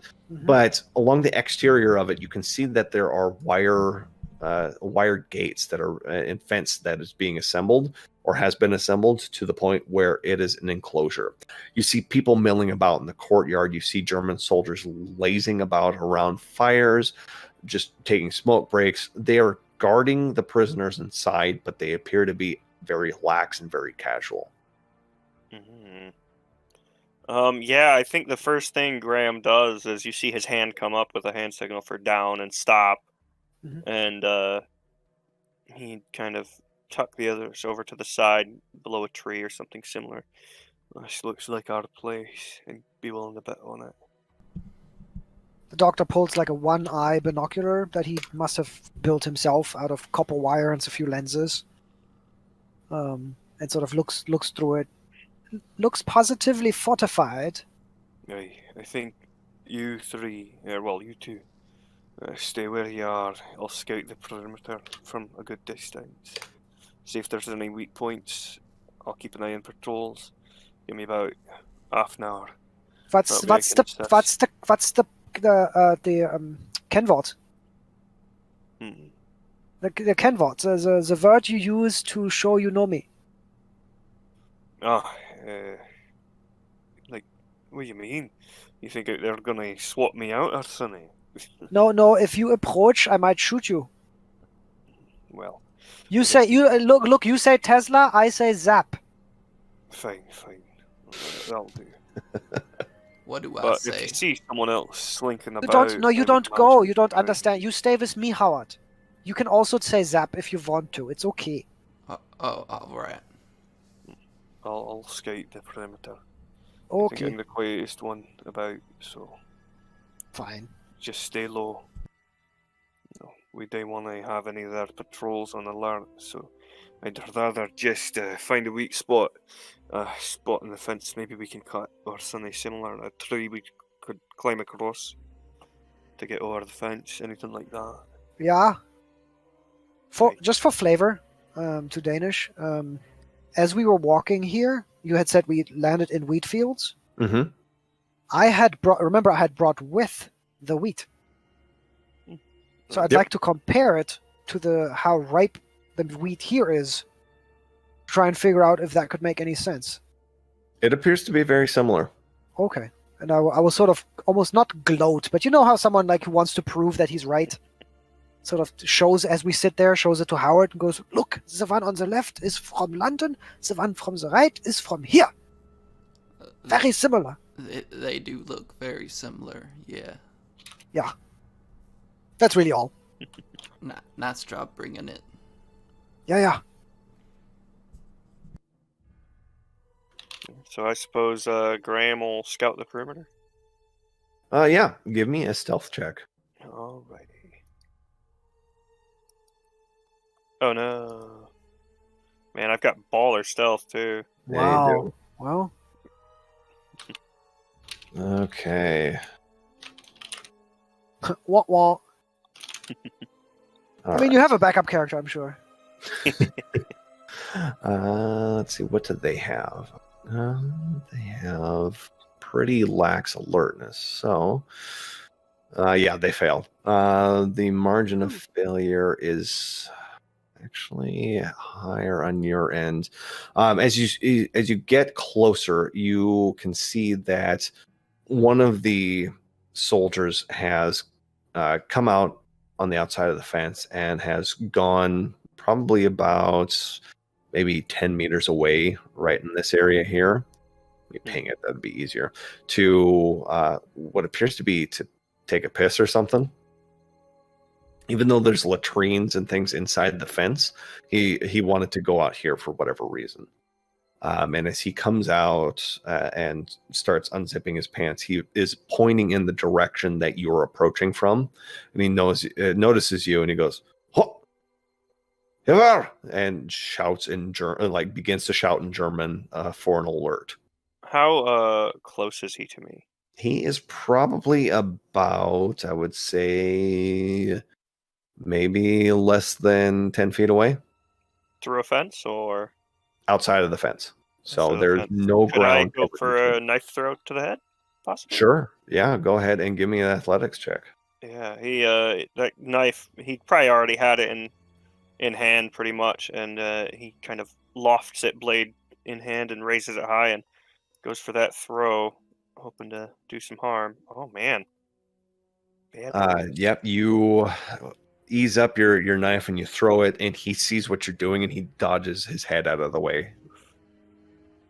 Yeah, and he yeah, begins- Graham will go to try and take him out in close combat. Then Okay. Yep, he if begins can stop the guy to from raising alarm. unsling his pistol, and he's trying to shout. The Howard and Air Doctor, you can hear some raised voices coming from this section. But yeah, so what is your dex there, Graham? The dexterity is 13. 13. Well, you'll go before him. His is 10. So what do you do? I've got that Garrett, and I want to shut him up before anyone else notices too much. So I'm gonna go up there and try and get that around his neck if possible. Okay. Let's see. The Garrett has special rules to it, and let's see. It says it works only from surprise, but I'll allow you to do it. Go ahead and give me an unarmed combat check. All right. Yeah, he's trying to get up there and silence him as quick as possible. Man, these rolls today, holy Shit, shit! I'm so sorry, man. Oh boy. all my stuff that I'm like crazy good at too. Those are your good, your good skills. He sees that you're too close. He doesn't really want to give you his weapon, so he's going to try to take a swing at you. With a 54, he has a 40 in it, so he misses. He he comes up for a swing with the pistol in his hand and just completely overestimates his swing. You can see that he's starting to shout a little bit, and you can see that there are some people that are starting to pay attention inside the fence proper. What's top of the round? What do you do? Well, I mean, my best bet would be to try and knock him out and slink away somehow before these guys get over here. Because if he, if he leaves the guy at this point, they're going to be full alert, just full on. There's nothing really to do but try and take him down quiet. And is there anywhere nearby that he could cover? Take cover in, or? You're in a wheat field, so like you could slink through that. Yeah, I want to try and kind of get this guy and just go in one last time, try and grab him and cover his mouth if possible. Yeah, give me the that arm around his throat. Come on, dice. There we go. That's better. There Slightly. you go. God, so close. He is going to try to dodge. He only has the baseline dodge in it, which is like a 30%. Yeah, 30. So he's going to try to dodge, and he fails. So, yep. You're trying to grapple him, you said? Yeah. I want to get him down into the wheat if possible, so that the others can't see him. Okay. And muffle him. Yeah. You wrestle him down to the ground. The others start looking about, kind of shining, not spotlights, but shining their flashlights over, kind of in this general direction, not quite towards you, but you are able to pull him down to the ground. Sweet. Yeah. I assume he's gonna try and fight back. I don't know how it works once you're in grapple, but He he's will. just gonna try and So strangle the guy. Yeah. the combat rules are that you have your action, but if you need to dodge, you sacrifice your next round's action to dodge. Oh. So since he tried to dodge out of the way, his action's gone for this round. So what you're going to try to Yeah, I strike? want to pull that arm tighter around his neck and knock him out. Yep, go ahead. I'm going to use garrote rules for that. So can I make a sound? So roll a 1d6. 1d6 already.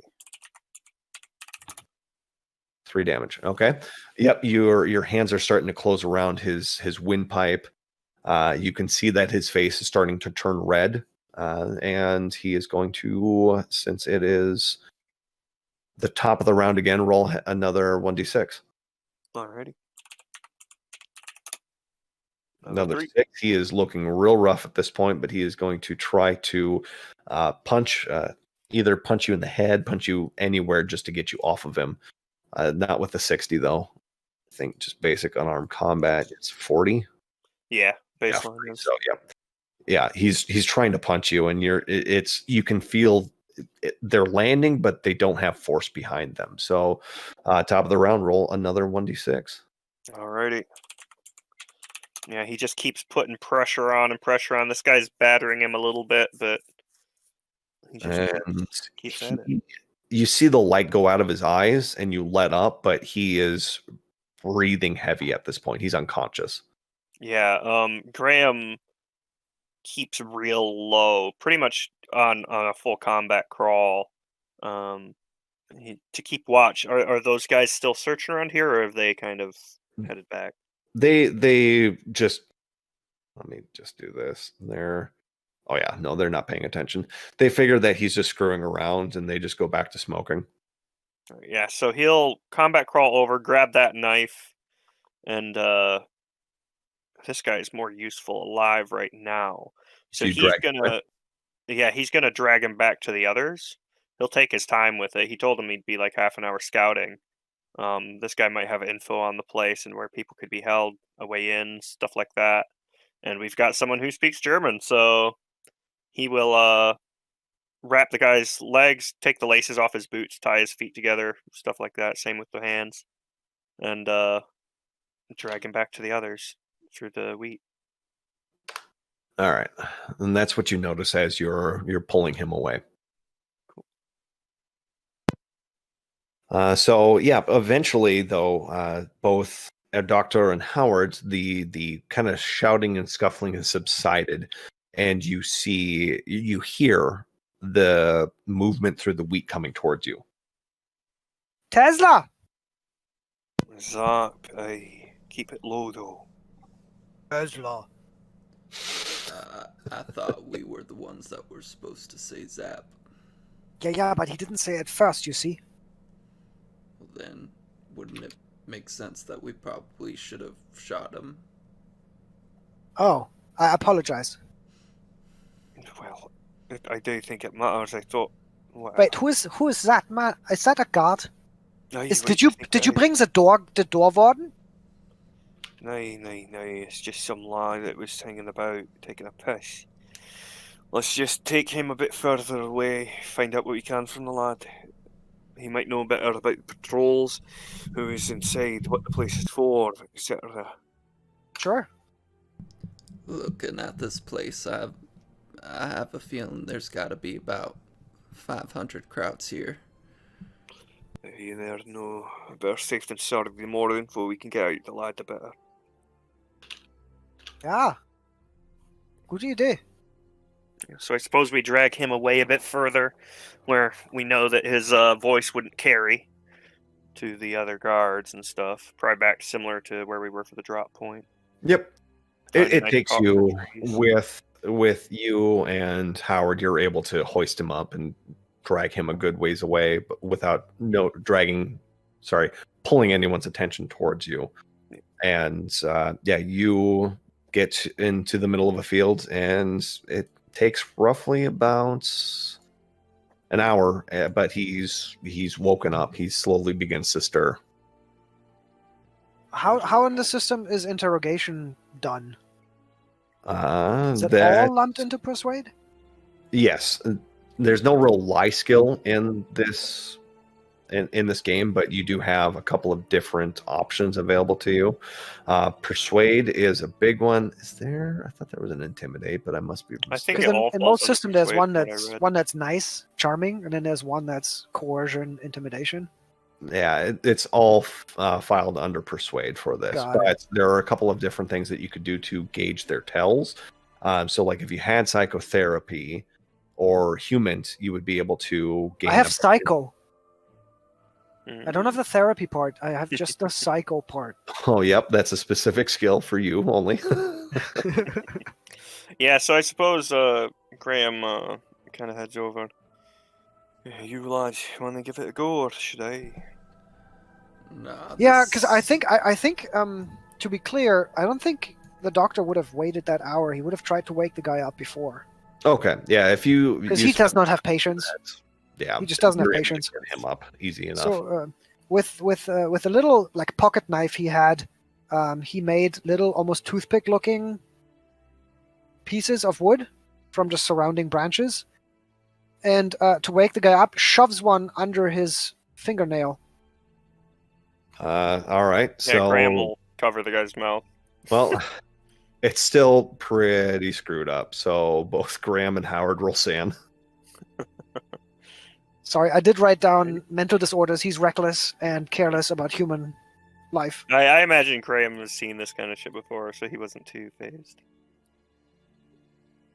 He knows how this kind of stuff goes. He was lucky enough to not have to deal with it himself too much, but he knows the game. Okay, so for Graham, you're okay. What about you, Howard?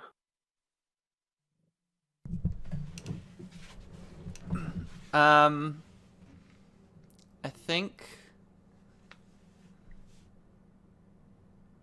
we're just planning what we're doing with this guy. Oh no, you just got to roll sand. He Oh, just okay. waking him up with.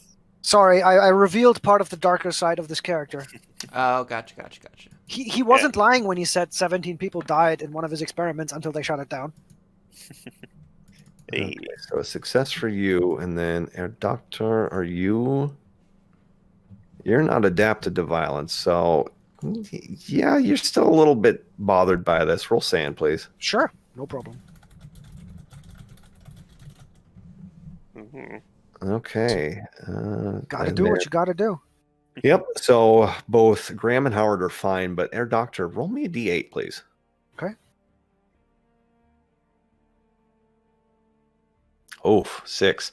So that would be 6 sand loss. But one of the things that you can do in Delta Green is you can deflect some of that sanity onto your bonds. So that's why bonds are important in this game. They're kind of this mental armor. And the way to do that is that you would spend willpower, and you get a D4, and you can reduce your willpower by that much, as well as reducing a bond by that much.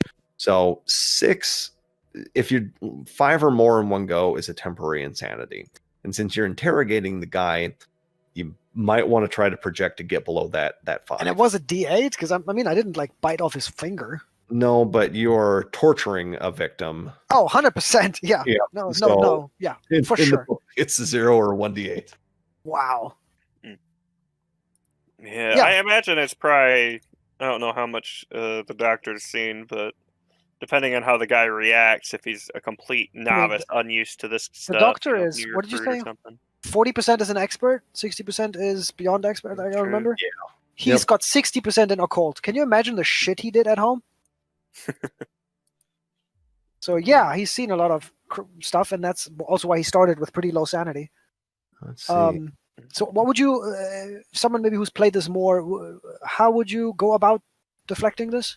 So you can spend willpower, which would just basically be roll a d4. Does that have any repercussions that my willpower is lower afterwards? Your willpower is a temporary resource. If Oh, you okay. get to 2 willpower or less, Oh. you pass out from unconsciousness. You Oh, need it's like strain, like mental It is. strain. Yeah, oh, okay, that absolutely, makes yes. sense. Yeah, so I would use that then. and I then roll a d4, you said? Yep. After that, you take the amount that you rolled in the d4 and remove that from your bonds. Now Oh. that's 1. So hold it down to 5.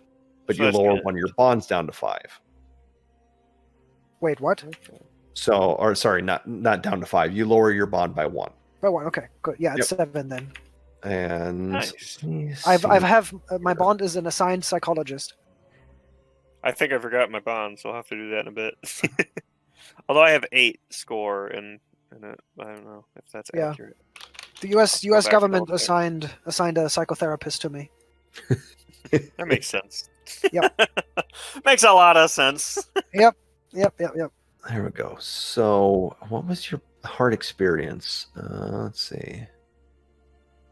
Okay. Yep. That doesn't make you immune to violence or helplessness. So, yep. No, his hard experience was mental. Was Yep. being rejected, right? So now, since you have lost 5 or more, one of the other things too is to keep track of your breaking point. If you reach your breaking point, let me know. Then we have to recalculate your breaking point. But that's also a temporary insanity.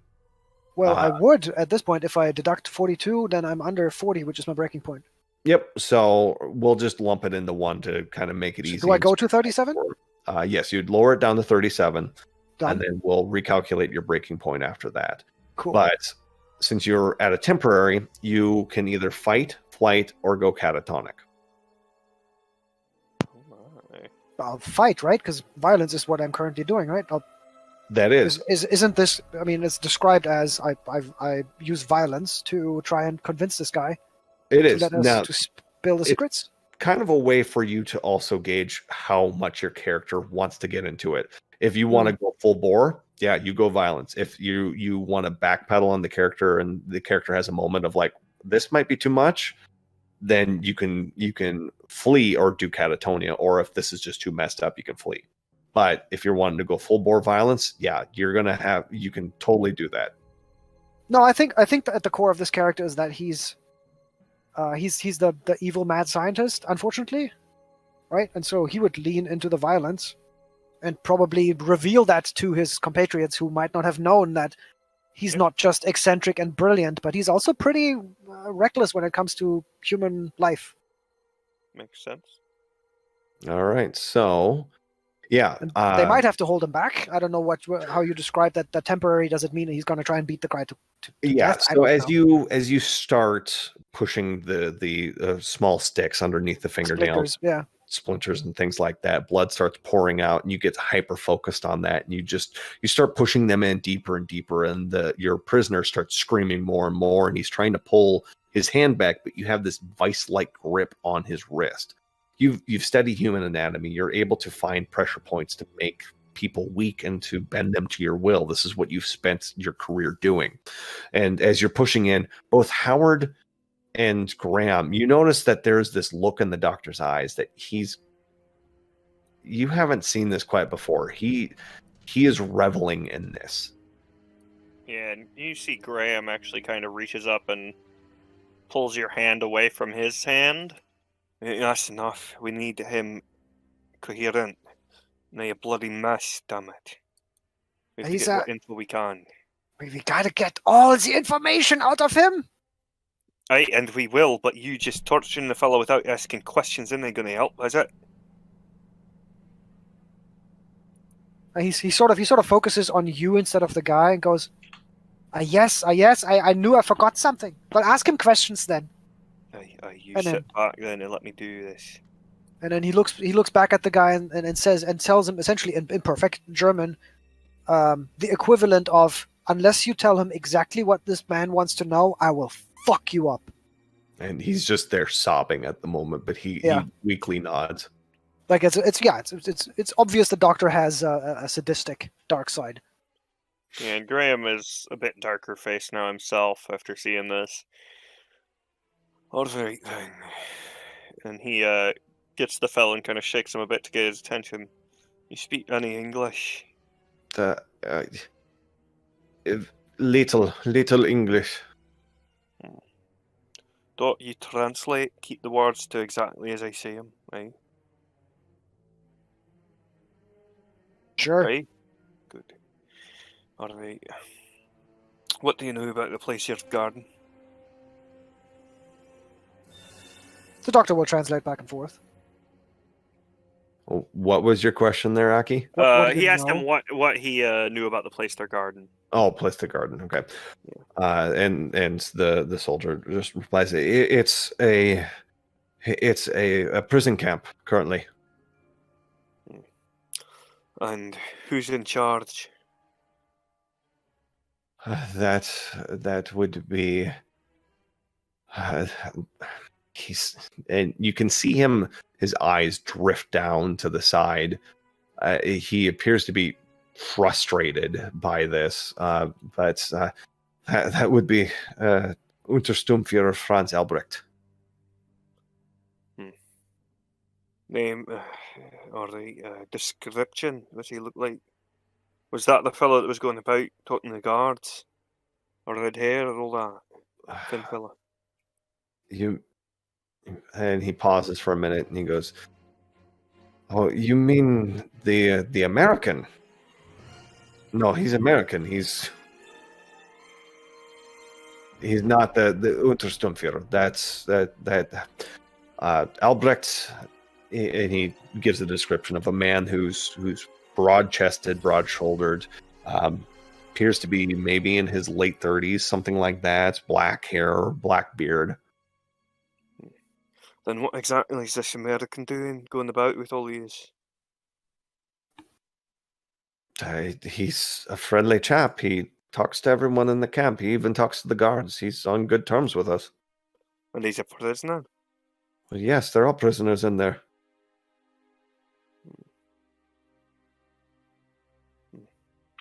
He hasn't been to the range yet. His personality might be different when he comes back, and he gives a dry chuckle. Our range, what's that? That's the Untersturmführer's pet project. Well, go on.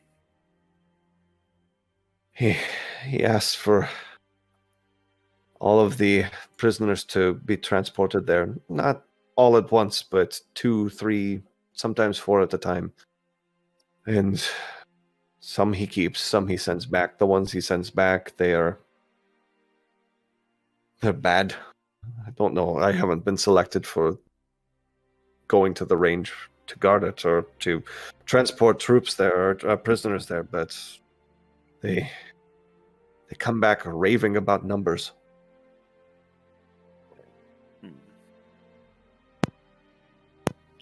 All right then, and your patrols. Give me a full description. When, where? Wait. What kind of numbers? I don't know. They just talk about numbers. The numbers. They just keep saying the numbers, and they babble and rock back and forth. But they don't say exact numbers. No. All right then. Patrols, yes, please, mister. Yeah. Aye. I'll sort of prompt Graham to ask his question again because he was interrupted. Yeah. He's asking him for details on the patrols. He's basically trying to assess from this guy the best place to go in and when. For Vittel itself, he gives you some rough estimations of troop and patrols and things like that. Given what Howard told you earlier, like there's at least 500 soldiers, 400 to 500 soldiers in there. It's a big place that is being guarded by what appears to be POWs and VIPs. And this other spot, is that a separate location? The one where they go to be part of the pet project, as it were? The range? He tells you it's roughly about 2 kilometers east of Vittel. And Thompson, was it? Our guy we're looking for? Yeah. And he gives him a full description of Thompson. If he's arrived within the last 3 days, sort of that's the question? He laughed pretty much. again, and he goes, yes, he was taken to the range yesterday. Wow. He's not been back, has he? He came with the latest from the door warden. Oh. And door warden. and, What can you tell me about that? I don't know anything about that. It's He yells at him with a little spitter. Don't lie!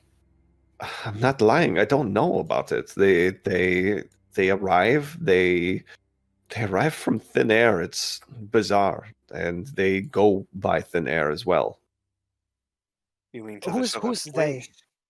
place? The troops, the soldiers. They get all kinds of things. I watched them take big bolts of clothing and fabric from from the local village, and they just disappeared into thin air. I don't know where they took them. How is And this where achieved? is this? How? Do they have a backpack? No, I don't know. So then, where is this warden? I don't know. They arrived.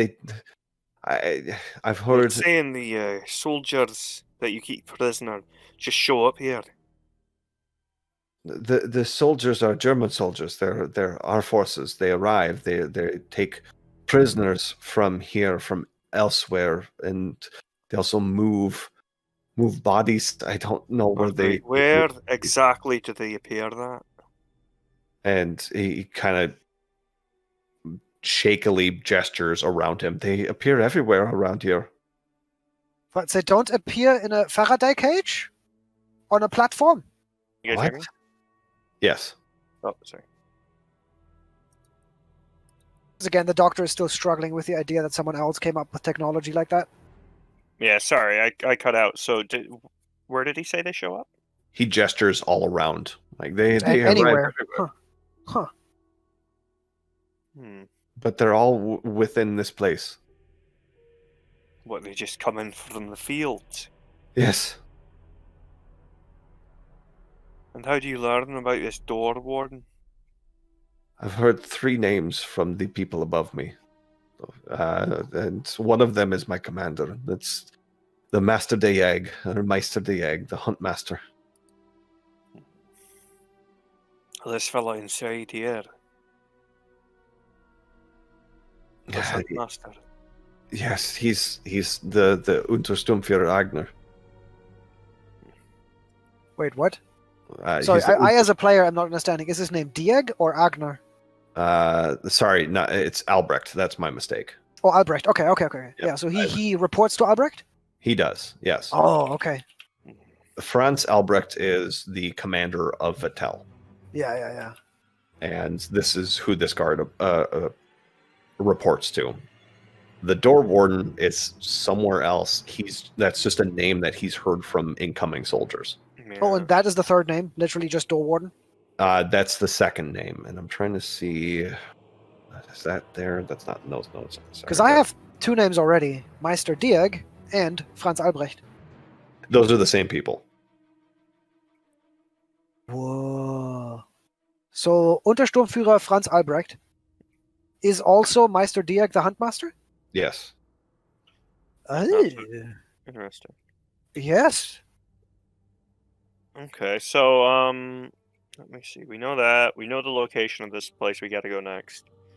Graham kind of looks to Howard and the doctor. Anything else for them? Howard's been kind of like looking towards the building, just keeping an eye out, making sure nobody hears them or starts coming. Once you address him, though, he'll look back towards you.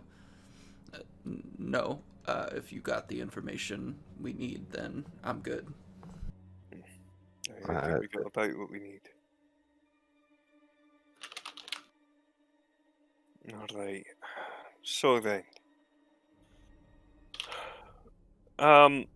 Is there a way, we would have been dropped with maps, presumably, yeah? Correct. Rough maps. So Graham is gonna, I assume he'd have military compass, stuff like that. He's gonna chart lat and longe for this place, and make sure he has coordinates for this specific location of the building itself. Okay. In case they can bomb it or something similar, anything they could do to keep track of this place or launch a strike against it somehow in the future. So he'll get that written down. He'll, of course, take notes on all these names and such. He also And, says that the other name is Arts. That was the other name that I heard, that we had any bodies that we had found were taken to Arts for medical clearance, for medical Arts as reassignment. an ARTS? ARTZ. Arts. And that's not a misspelling of doctor. Artst. It is not. Arts. Cool. Okay. Hmm. A person called Arts. And the third? That was the third. I'm sorry. No, I must- that's okay. So I must be so you- spazzing out because I have Franz Albrecht and Arts now. And the Yep. doormaster. Yep, door so warden? you have Door warden, yeah. Albrecht, He doesn't get a proper name, the door warden? No. Bowles, Damn it. Door That would have been nice. Okay, that's three. warden. Absolutely. Arts. Oh, Albrecht is the door warden. Yep. Oh. Or sorry, no. That's He goddamn is the Jagdmeister. Name juggling. All right, So he's there we fine. go. There you go. So Albrecht is the door hunt master. I have these. Arts. So Yes. those are the three that I Yes. figured there are. That's right. Perfect. Oh, Vorwarts is the door warden. Yeah, it's German for That's the forward. translation, though, right? Yeah. Oh, Yep. Okay. Interesting. All right. So I suppose, unless anyone else has questions, I suppose our next locale is this. What was it called? The place they take them? The range. The range. Yeah. Anything else? Last chance. Don't kill me.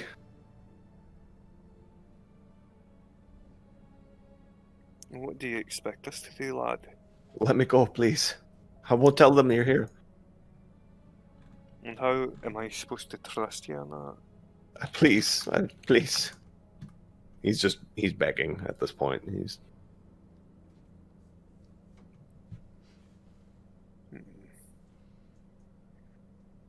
Graham kind of turns to the others, kind of goes behind the guy, and he considers it for a moment. There's really no way that they could trust this guy to No. go back in there and not leak information. So he takes the guy, hand over his mouth, covers his eyes, and he'll just put the knife between the ribs straight to the heart. Just let him bleed out real quick. okay. Roll me sand. Yep. All of us or just him? Let's see here. I think that is. I'm It's very just, okay with this. Yeah, it's just him. Oh yeah, you are totally fine He's with had it. to do this kind of shit. He's had to do before. The interrogation, not so much, but he was a spec ops soldier. He's had to kill people before plenty of times. Yeah, the rest of you too. You can see that happening. You just kind of turn away. You know what's going to happen. So Yeah. no instances of sand. And yeah, Graham, you've done this before. So yep, it's quick. He just gives out that sigh as he collapses to the ground. Anything and- useful on him? Yeah, I was just gonna ask. Yeah, I imagine he has at least a pistol. Yeah, he has a From earlier. pistol. He has a canteen. He has some smokes. He's got a uniform one of you could wear. True, although it's got blood all over it now. He does have a nicely Fair. newly ventilated uniform. Ah, Yeah, I think we're safe leaving that for now. But Graham will pocket the second pistol. any code papers or anything on him? Phrase papers? No, he appears to be just a low-level guard. Yeah. You mean appears to have been a low-level guard? Oh, yes, my mistake. Ah! All right, so I got a German pistol now as well. Yep. I feel terrible Um, for the guy, but well, you know. Yeah, there's nothing for it. Yeah, do you? Do you really? Oh, me? Yes. Herr Doctor? Not at all. Graham never really particularly liked it. I mean, he was more so a scout than anything, but he had to be able to do this kind of shit. He's And a her close doctor combat has- specialist yeah. anyway. He's the guy, you know, in the Nazi movie that sends the next guy in to go. It's like Indiana Jones, right? He's like, oh, I'll just send the next one. Yeah. All right, so I suppose we move on to our next target, the range. All right. Range. So as Oh, that's you nice. make your way towards the east, you subvert yourselves around Vitel itself. Make sure to avoid any guards or anything like that. It takes a while. It's 2 kilometers, so it's going to take you a little bit. And as you get closer, the sun begins to rise, and you're looking probably early morning at this point when you come across a small copse of trees, and you can see in the center as you crest over the hill this building in it. But the thing that is interesting to you is that it's a circular copse of trees. And I'll just do this quick because this will be easier to example. So as you come over the hill, you see a copse of trees like this. It's circular.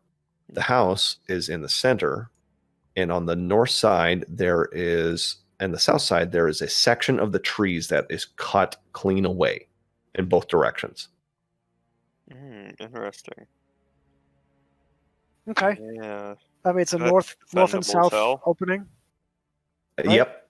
You can get to the house coming from the east or west through the trees itself, but one thing you notice as you come over the top of the hills is that section of trees that are cut.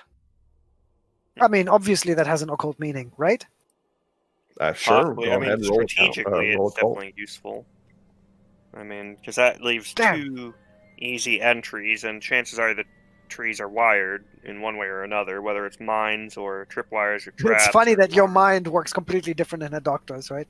I know. And the doctor's like, oh, this is clearly a summoning or some sort of circle to bend the powers inside and to have them go exactly out to the north and the south. You know, like he obviously Howard's thinks, just like, they just needed a driveway. nonsense. Yeah, so I imagine we probably would have dropped with binoculars and stuff for this mission in particular once we were airdropping. Oh, yeah. Right? For sure. Let me add that real quick. And he is definitely going to take a look, try and assess the security of the place. Yeah, go ahead and give me an alertness check. Can Howard do the same? You can, yes. Hey. Nice. Okay, so the thing that the two of you notice is you're going about for Graham, since you are special ops, you don't see any patrols, and as you watch the house up here for a long time, and you don't see anything. You don't see any movement. You are there for probably a good 10-15 minutes, and you would have expected at least someone to pop their head out or something like that. Even given the relative, what they believe, safety of France at this point, being secure for the Germans, you would expect some guard rotation. You don't see anything. Interesting. You do see one Jeep, though, that is parked out front, and it's roughly about there, but it appears to not be touched at all. There's no one around it. Are you sure it's Howard. a Jeep or is it like a German Kugelwagen, like a German version of it? Yeah, it would be a German version of it. Okay. I'm just wondering, right? If you're introducing American collaborators, that'd be interesting. Oh, good point. Yeah. I did say there was the American. That's why. Yeah, that's exactly what I was asking. Okay. Sorry, just writing a note down quick. No, I'm Howard. What you notice, though, is that in the cleared sections of the forest itself, or the copse of trees, there are various lumps and you see that there are painted lines. So let me do this again quick here.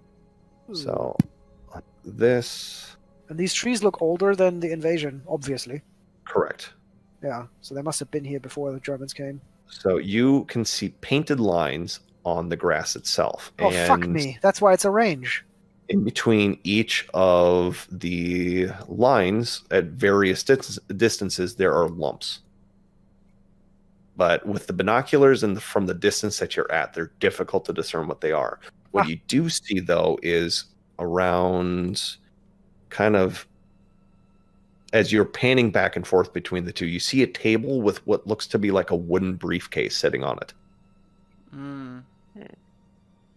Where's that in relation? That to everything? is right in the center. So, so it's the like by picture the that you're building. actually looking about, you're seeing right here as it's looking towards the south. Okay, got it. Howard will point all of this out to everybody. Yeah, Graham kind of agrees. The whole thing's strange. This defender they just don't have. Is the lines? Sorry, the lines are concentrical. Yes. You, and he points at Graham. Says, Have you worked with mortars before, or some other artillery? You know, where you do ranging? Oh, I see what you mean. Yeah. Cause if I was to have a teleporter, which again they didn't approve, the bastards, I would have you must maybe try how far you can send people with various settings. When you shoot big gun, you change the winkel, right? The ankle. 5 up, 5 degrees down. That thing, right? To see how Hey. far you go. Hey, that makes sense. Maybe it is that, and that's why it Perhaps. is maybe called the range.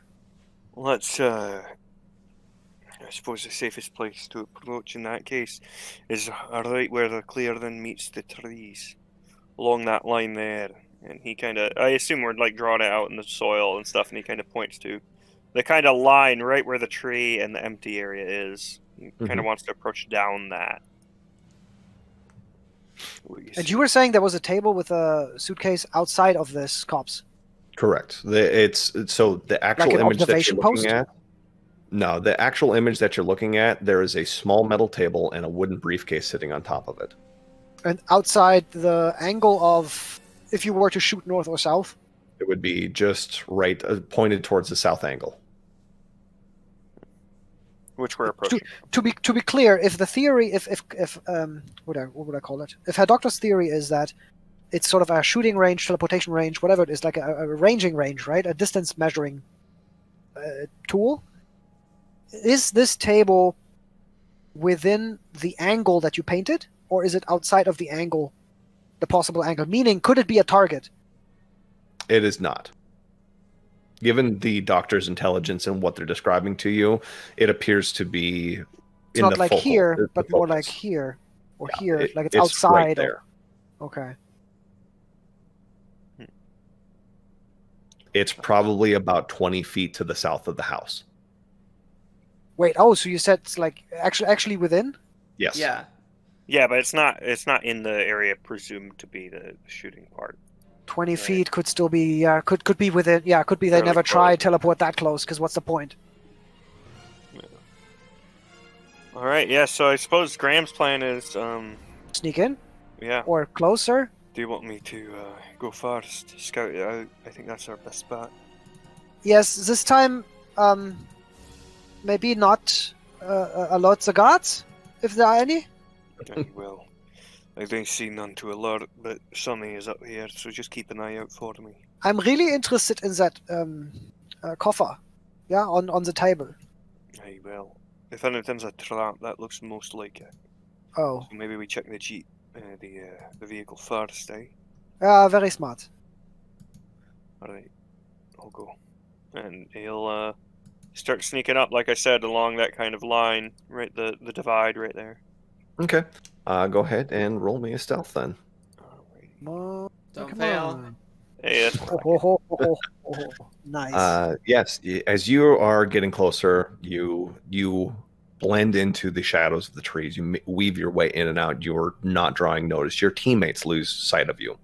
And as you get into the first arc, the first drawn painted line, you see that there are piles of something in between the two hash marks. interesting.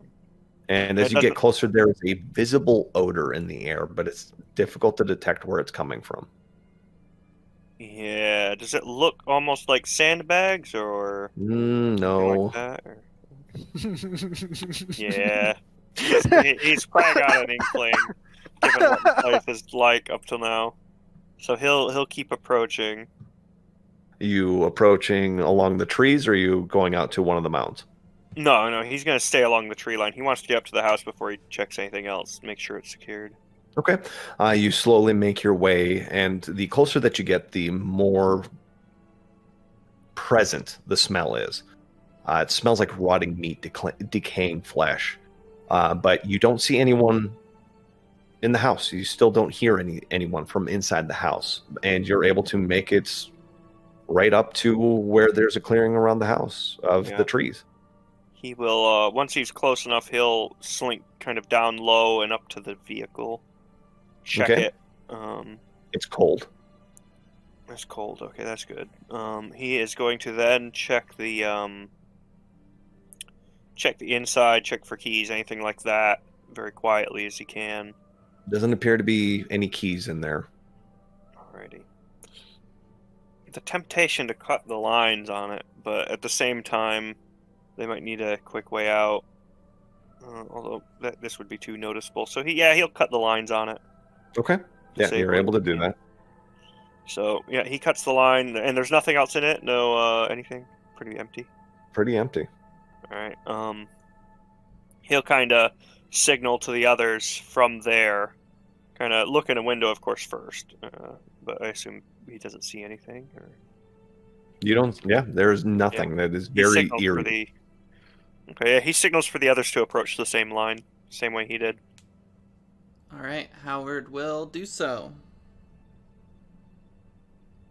Yeah. Are you doing it quietly, or are you just tromping about? He'll try to be quiet. Okay. You go ahead and roll me that stealth.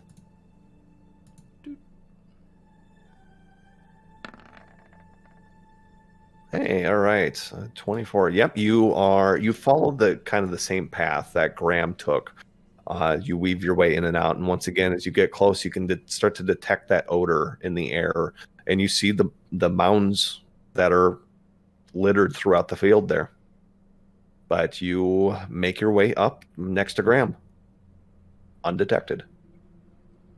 All right. Doctor, are you coming along? He tries to. He obviously stealth's very easy for the doctor. You'll see. Ooh. Told you. As the He's doctor like, ooh, fascinating. is coming in, yeah, he's looking about and he's going, oh, what's that? What's that? And you are stepping on every dry stick possible. Yeah. It sounds like a one of those popcorn, the plastic poppers. Stepping every step. It's just snap, crackle, pop. Bubble wrap. Oops, that was the word. Ow! Oof. But yeah, you make your way up there, and no one comes out to greet you. I'll go to the suitcase. Information is power. Okay, so because that's 20 feet. That's nearby. Yes, it is. That's what you see. Interesting. On the left side, there appears to be various distance markers that have hash marks in chalk on them. And on the right side appear to be equations. I mean, I can easily understand equations, right? Obviously, with an intelligence of 17. You can. They are not like any math that you've seen before. Well, they're not math, they're occult. And the more you study them, the more they kind of hurt your brain. Give me that sand check there, Doc. Sure. No? It's one. Like these guys are crazy. They're writing down math. It's not supposed to be solved like that. What are they doing? As in, like, they're flawed. What they're writing is flawed? Like 5 plus 6 is 27. Yeah, kind of like that. Like these appear to be very complex equations that you think you know the answer to, but when you see the answer to it, it's wrong. It makes your brain hurt. It's like, oh, hey, there's this complex equation to calculate mass, but it turns out the answer is purple. It's just it's just not just nonsensical, but it's just wrong, wrong in a more than just the word wrong means. And yeah, like I said, there's hash marks on the left side there as well, and you can see that it actually goes up to a mile, and there's a couple hash marks there. What are hash marks to you? Like marks of chalk. Count. Oh, like someone counting, like 1, 2, Yep. 3, like how far they got essentially by when throwing people or teleporting them or whatever.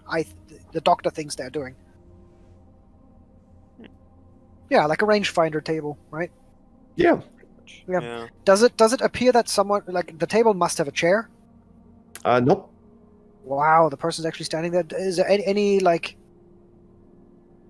what would you call it? Like signs of someone having been here, like, stubs, Oh, cigarette yes. stubs, As you look around, yes, there are some footmarks. cigarettes. There is a lot of worn grass, worn to where the dirt is heavily packed. Yeah, And yeah, it appears to be a well-trod area. I see. In and out of the house, or to somewhere specific, maybe. If we In and follow out of the track? house in this area. Okay. I assume you report this to the others. Yeah, he tells. Yeah, exactly. He just shows them sort of almost by whispering, right? Shows them again. I think this is a range testing area, and these equations are utterly stupid. They're just wrong, like really wrong. That's odd. Can I say I know much about equations? So No, but I do, and I'm telling you, they're range very thing. wrong. I will, but what you said about our range finding, I mean, if the tallies are what that'd be, I suppose that makes sense then, eh? Yeah. What the fuck? Danish? Yes. Is it on purpose that the numbers go up to 10k and then go back down to 8?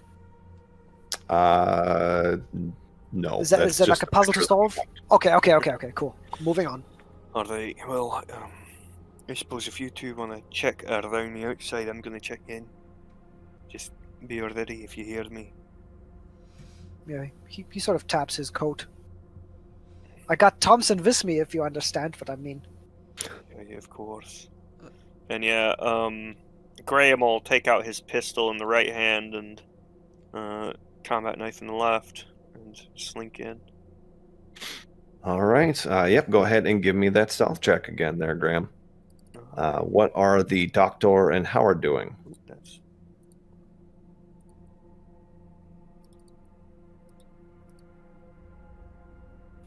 He's already checked the car, right? Yep. Graham has I checked checked the the car. car. He would have told you guys. He checked the Yeah. car. There's nothing there. He cut Nothing in it. Okay, cut the yeah, brake okay. lines and everything. Oh, okay. Mm-hmm. There are no outhouses or anything else of interest, points of interest outside? No, there's just those mounds. I mean, in the Doctor's mind, those are the people that didn't make it back, so, he's not gonna need to check on them. Out of character, I'm wondering if that's where they got teleported into the ground or some shit, but who knows? You could poke around and see. While, See, I don't think Graham wants to. while He's Graham happy going inside. While Graham's going inside, Howard might poke around. Yeah, the Doctor might go to the other side of the building just to make sure if anyone flees, they get shot. Okay. And Howard, you were going into? Howard's gonna poke around at like the spots in the ground. Okay. Sorry, I missed that part there. Oh, yep, you're totally good. As you come up to one of the mounds itself, it is a pile of flesh. Roll sand check, please. Love that. It's like a Star Trek transporter accident, Yeah. inside out, right? Yeah. Ugh, horrific. Just horrific. But not a problem, apparently. Yeah. No, it's Nice. like Well done. no. This is weird. But what do you have for? Let me check on your character sheet. Do you have medicine? No. Do you have first aid? Yes. Okay, so with a combination of your skills between first aid and even your firearms, as you kind of get up and you get a little squeamish about it, but you power through, there are no visible bullet wounds. There is no visible tearing. Like, there are no trauma injuries on these people. They're not wearing any uniforms that you can discern. They appear to be wearing just like standard prison garb. But there is no gunshot wounds, there's no blunt force, there's no lacerations, anything like that. These people have died, but you can't tell how. And they are not in the ground, they're above it. Okay. Howard will go back and will tell the Doctor about those details. Ah, yes, very horrifying for them. Yeah. Yeah. It's strange. But it is the price to pay for progress. You understand? I don't think any progress is worth something like that. Well, I mean, yeah, that's okay. That's an engineer's or mechanic's opinion. But look, I am a scientist, so you know, someone's got to push the letter forward. Yeah. Howard looks kind of uncomfortable, but is not gonna Oh, keep it's totally. arguing with you It about makes total sense that you would. Yeah. So as Howard and the doctor are having that conversation, Graham, you go in and you are a ninja. You're stealthing around. You're clearing your corners. Nice. You do not see anyone. As you sweep the ground floor, you do notice that there is a door leading into a cellar, and there's also the upper floor. But Any as you're locks on going it? room to room, there's dust. There's visible layers of dust and visible footprints that lead to the downstairs. Oh, interesting. Is there a lock on that hatch, or? There's not. Alrighty. He will double check the upstairs, just in case. And when you go upstairs, there's even more dust and no visible footprints. This house has been relatively undisturbed for a while. Yeah, he'll head down then and signal to the others to come over by the door, but keep quiet, essentially. I imagine they've gone over hand signals and shit by now. But once he gets them kind of together and over to him, it looks like folks have been in only just into the cellar and such. So I imagine they probably have a complex or something down there. Whatever they're doing, it's below ground. An underground complex here in France. Well, you never know. I suppose it could have been just a basement, but whatever they're doing, it's down there. Let's check it out. It's weird that everyone is missing. I look around for cameras or anything. Oh man, there wouldn't have been cameras. Yeah, that's the thing. I was going to say that earlier. Unless it's, Hail Hydra, but it's, Oh, yeah. Not in this Oh, scenario. Some other way of monitoring. Anything else as I go into the house obvious that is not a standard French house? Any sort of electric engineering, electric wiring? Maybe for example, the Germans loved to send information, right? Like maybe there's an antenna that doesn't belong on this house. Some sensor array or something like that. Some No. equipment that might betray that there's a lab. As you look around this house proper, there's nothing. It is a Luddite house.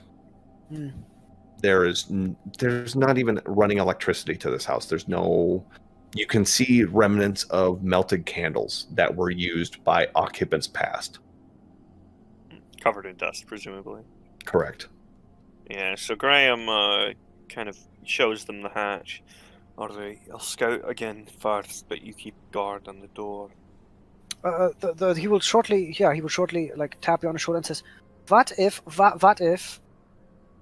he whispers, what if this isn't the, where they shoot the barrel of the gun, but what if this is the target? You think they're trying to get folks into here, and the outside is what? The splash range? Yeah, the outside is the house is maybe the oxen's eye, and the outside is if you miss. I see what you mean. If they're, Because remember if they're in targeting London, in a line, then they wouldn't need to clear the other trees, eh? yeah, Is that what you're exactly. saying? Yeah, so the barrel must be north or south, is what I'm saying. Aye, that makes sense then. And maybe north of here. Where do you think London is? Isn't that somehow north of here, maybe? Northwest. Northwest, so they would have to angle sideways. Okay, so that theory doesn't hold. But at least, he's sort of trying to say, like, maybe the reason there's nobody here is because this is a destination point, not an origin point. Yeah, makes sense. Graham seems to vaguely get it. Alright, Yeah. I'll go down. If you hear 3 taps on the ladder, that's me signaling you to come down, eh? Oh, yeah. Yeah, boy. Alright, keep your ears open. And he'll open the hatch and slowly descend down quietly. Okay. As you go down the stairs, they appear to be well-worn wooden stairs, and you come onto the bottom the cellar floor, which is packed earth.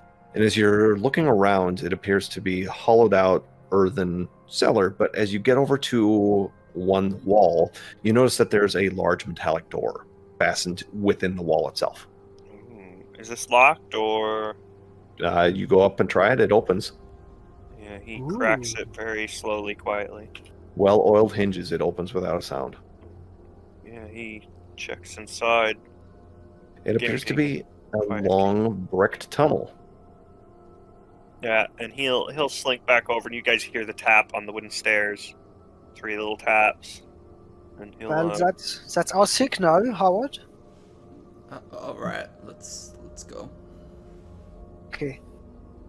And once you guys kind of clear the upper part of the stairs so that you can see into the room proper, he kind of motions towards the door, and you see the tunnel beyond, presumably. Is it lit?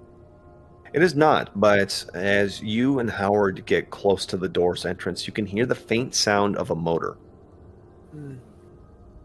You notice even coming down the stairs, the doctor is not quiet or silent. Like, it's just not. He's not good at that. Yeah, Graham kind of gets to the door. Alright, same case again. I'll scout ahead.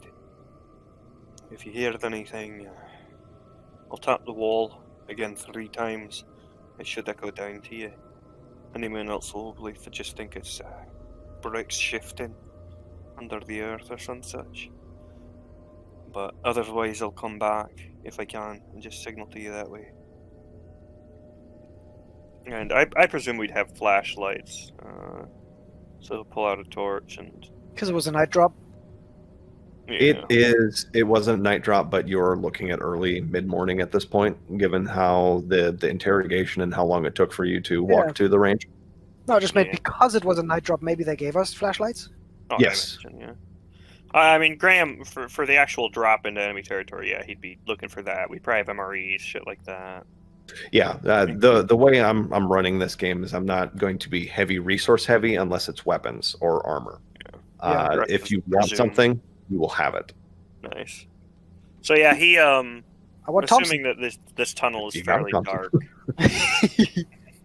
Yeah, assuming the tunnel is fairly dark, he takes the flashlight out. As long as he can see an outline, he's fine. But he's gonna kind of keep that in left hand and the knife in the right now, with the pistol holstered. Okay. And he'll not turn it on yet. As long as he can kind of vaguely see outlines, he'll press forward, listening more than looking. Yeah, so as you go down the corridor itself, the noticeable difference is that this tunnel is long, and whereas it was an earthen cellar before, you notice that it's a bricked sandstone tunnel that leads deeper and deeper underground. Not at an angle, just straight right, pretty much. And as you get further in, the sound of the generator or motor gets louder and louder, and you can hear water dripping somewhere deeper in the tunnel. But the air is humid. There is a faint smell of sewer water that wafts out from somewhere up ahead. Yeah, Graham will press on.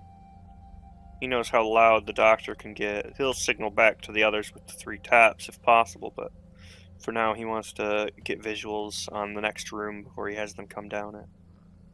Okay, and as you get closer, you come into this open area, and there appears to be a generator sitting in the center of the room that has thick cables and cords that are running down this hallway. You can faintly hear the sounds of people talking and laughing down the hallway itself, but the sound of the generator is cacophonous as it echoes above or around the ceiling above, which is tall. Yeah. Seeing that this should keep their presence pretty muffled, he'll head back, fully, and grab the others and bring them to this room. Show them. All right, now keep your voices low. The generator should cover this, but He just You nods. hear the folks ahead. He Was there any other direction to go? Sorry. puts his helmet on. There are at least 3 tunnels. There's the center one, and then there's Oh. one to the right and one to the left. But But the the cables go this generator way. has the cables running down the center hallway here. Yeah. Alright, again, either side of this door will go ahead, and it'll be... Is that a German generator or is this a French generator? It appears to be German. Oh, imported. And the cables are high voltage electricity cables? Or Yep, just they are. standard? They are giving.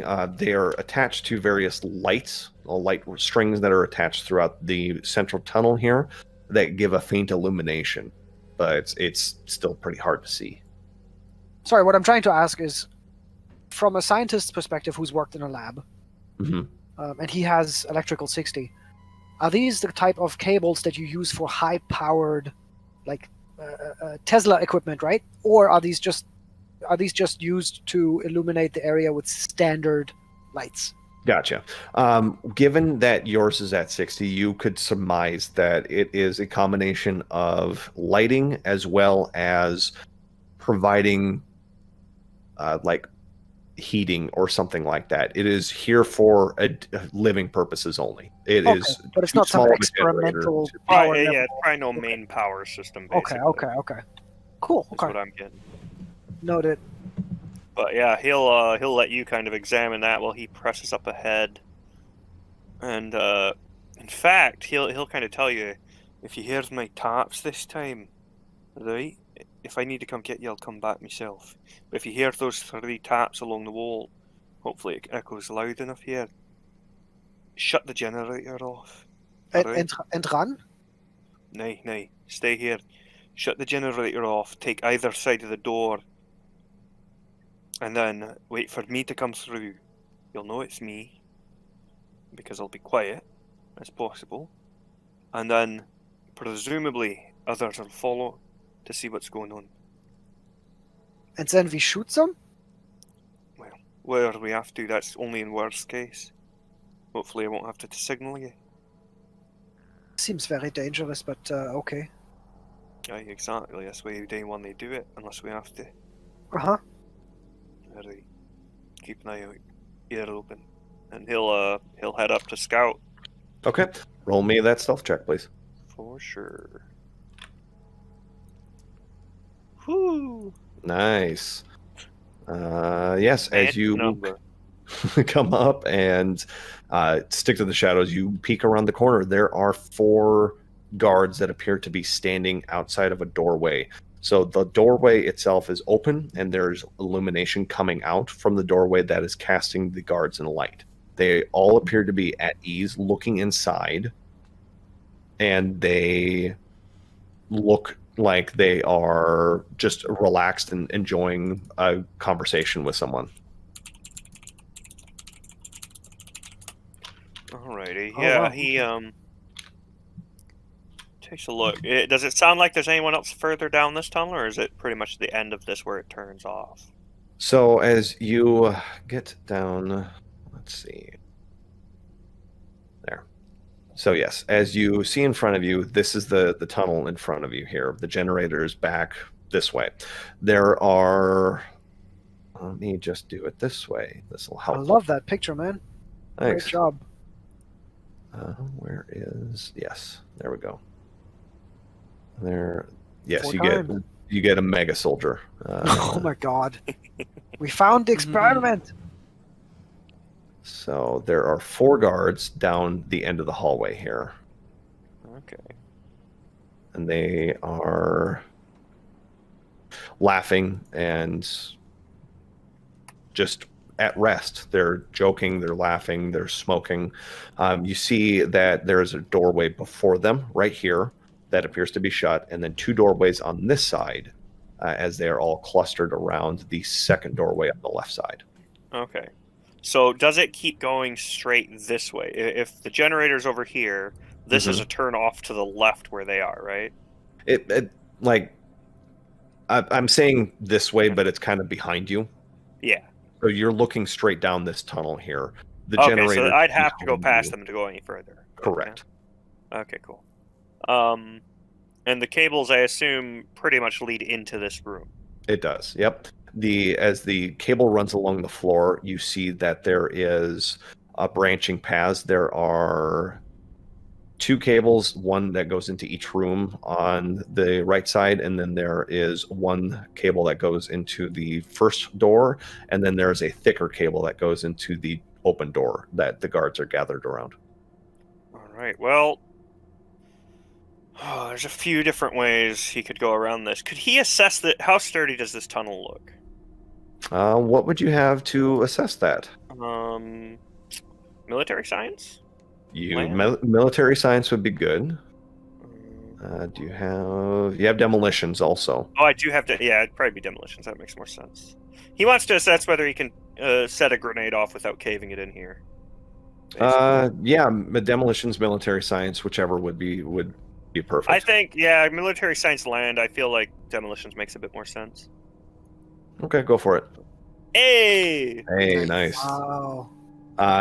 Given the surroundings and given your past experience with grenades and explosives, the walls are way too sturdy. These are thick sandstone blocks. Awesome, that's perfect. Chunky salsa.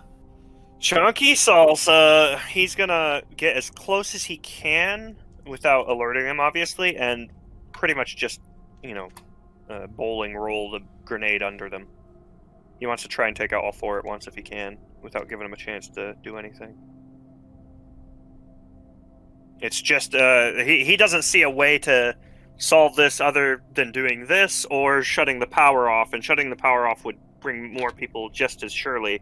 This is a surefire way to get rid of all 4 of them if possible in one go, whereas if he shut the power off, they'd funnel back to the other room and they'd have a proper fight. So he's hoping these are the only 4 main guards here, but for now, this will be a start to it. Yep. If that's what you want to do, or if you want to alert your teammates as to what's going on.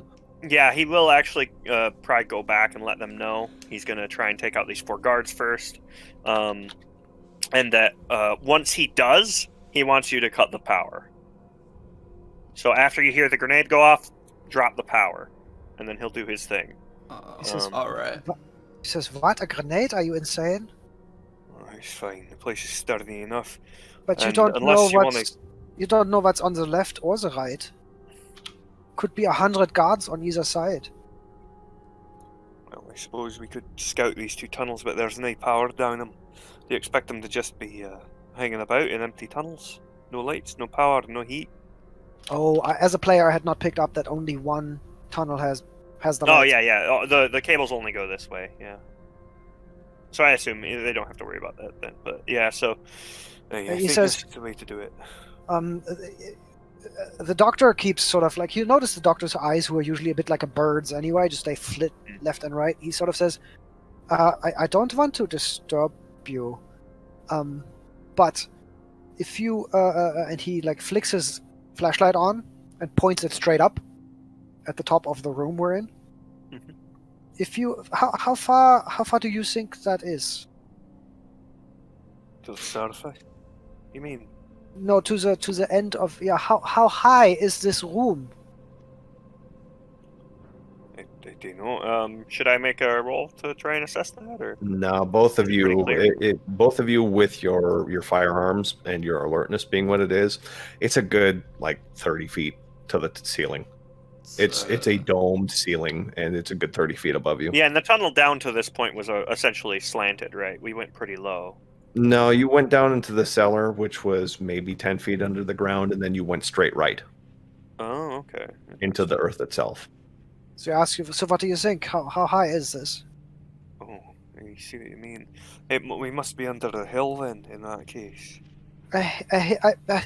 Like he that gets him very exasperated, right? He's like, a fucking, we were just outside and it is plain daytime, Mr. Graham. You saw that there was no hill. It was hilly terrain, wasn't it? Yeah, It was weren't we slightly on a hilly hill? terrain. You came down from a hill, but the distance that you traveled in here, you're probably looking at 40 feet, maybe 60 feet. So it There wouldn't was have no- been low enough to the trees would have been bulging. Like, the doctor and Howard walked around the house. They didn't see any visible distortion in the earth. Interesting. So both This makes and no sense. Howard roll sand, please. Graham and Howard. Interesting.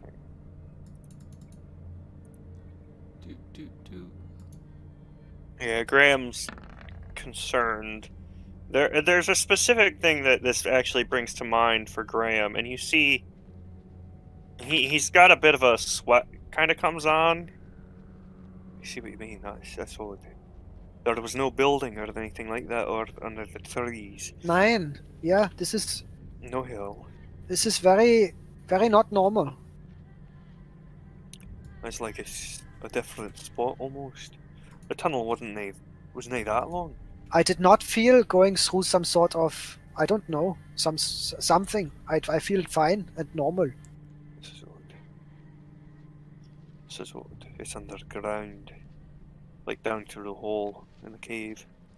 No, this isn't good. This is bad. Something's off here. Yeah. Are they? And he kind of shakes himself a little bit. You see a shudder go through him. Are they? Nonetheless. But I could rig some of these cables in the middle tunnel, so that maybe they get electrocuted if they come our way, and then you can take some time to check out the other tunnels. To go anywhere else, we'd have to go past them. But go to the left or go to the right? As he points at the other two tunnels leading out of the generator room. Yeah, he's talking in this room. There's a tunnel to the left and a tunnel to the right. And there's a tunnel to the center. You guys came from this direction. Yeah. Alright, I suppose it's best to play it safe, check the other tunnels. We don't expect much though if they don't have power. But let's see. And yeah, Graham will go down either of the other tunnels just to check. Okay. You doing it quietly? Yeah. Okay. Roll me a stealth check for each tunnel. I'll work on rigging a live cable. Or maybe two. There's the first one for left, and here's the one for the right. Let's see. Then, Doctor, can It's you like give 60 me... electrical. Yeah. Go ahead and roll me that electrical repair. Or your craft. But that should have been under 60. Yeah. Nope, so it is. So 55 you got under a 60. critical success. So the way that this works Nice. is that doubles under your skill criticals, doubles over critical failures. If you roll a 1, that's a crit success. If you roll a 99 or 100, it is a critical failure. So, yep. So you're able to do that. No problem. You've done this 1,000 times before, Doctor. Graham, as you go down the left tunnel first, you're super stealthy. You blend into the darkness. You do that whole Apocalypse Now thing. No one can see you. But there's nothing there. As you get over to the left side, the smell of the sewer is stronger, and you come up to an edge. What am I trying to think? An aquifer, or no, not an aquifer, but a tunnel. Like an underground river? Oh. An underground river. Yep, thank you. That appears to be a sewer system, a sewer tunnel. And the volume of sewage and water that is flowing through here is immense. So much so that it's greater than an abandoned farmhouse in the middle of nowhere. Yeah, like it'd be like a main sewer system in the city almost, right? Mm-hmm. Yeah, so he heads back to the others. Something's odd.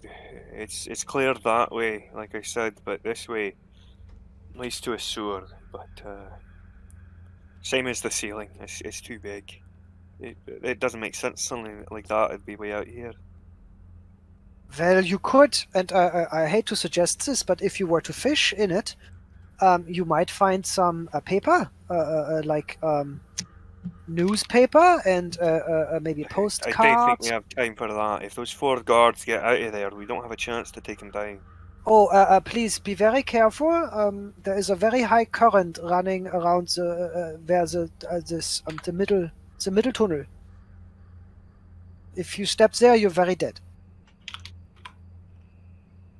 I put that there as a trap while you're in the other tunnel. I can turn it off, no problem. I just need to unplug the cable here, you see, at the generator. Ah, good. Then just unplug it when I go through, and when you see me come back through, turn it off and right back on.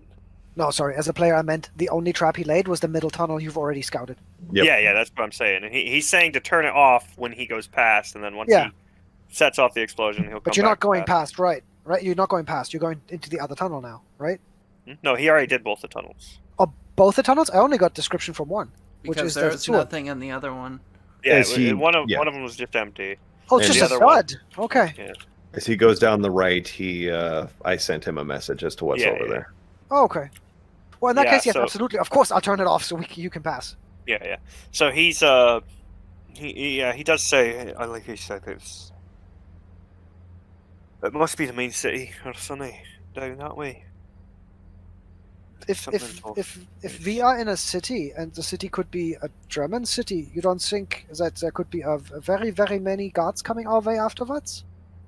No. Down that way, it's. I think it will be fine. I don't think anyone's going to come down from there. Okay.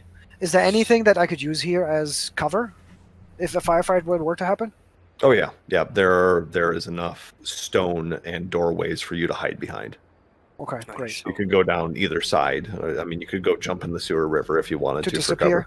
cover. And he would. If it came to dying or Oh, not yeah. dying, he would just jump in the sewer. Yeah, that's pretty much what Graham says as well. Is if worst comes to worst, that's our way out if need be. And he says, when is he supposed to turn off the lights? After they hear the explosion. While you're still in that tunnel. Yep. Yeah. Okay. He knows the way back out. So his goal is to drop the grenade, have the lights go out. He has a flashlight if need be, and the room was lit. So if anyone comes out the door, he'll hear the door open and he can fire as needed. So Would I be crafty enough to just turn off the lights but leave the power cable on? Yeah, you would be. Very nice. Of course, I'll keep it off until you stepped over it. yeah, so he'll head down there, and if the 4 guards are still there. Let's see. Yep, they are. Go ahead and roll me a stealth check again as you go down. Here we go. Nice. Well done. All right. They So, yeah. continue to be unaware. Yeah, he gets up there enough to be out of range of the blast itself, but he will. I assume it's just the athletics, right? To just roll that up under him. Yep. All right, moment of truth. Good luck, 50-50. Whew. Oh, wow, no, more better than 50-50, but still. Oof. All right. So I So imagine it doesn't quite land under him. nope, it doesn't. So you roll and you roll it short. Go ahead and roll me a lethality. Where is? Just a D100. Oh, D1. Okay.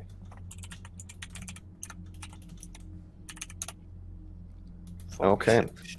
The doors themselves, the first 2 doors, there is that explosion of the frag grenade. They are severely dented, severely damaged. You hear screams coming from the inside. The soldiers turn around, they see you, and it's combat time. They have a dex of 9, and let's go in Peace out. dex order. Peace out. Lights out, yeah. Oh, lights out. Okay, yep, lights are out. So Yeah, that's exactly why he wanted that. Is in case he fucked up. All right, so dex order is, I believe, Graham, your dex is what? Oh, Graham's dex, 13. 13, and Doctor, 13. 13, and then Howard. My dex is 15. Oh, damn. Damn, all right. Wow. Howard's going first. You hear the explosion go off, you hear screams, and then you hear shouts coming from German soldiers down the hallway as the lights go out. What do you do?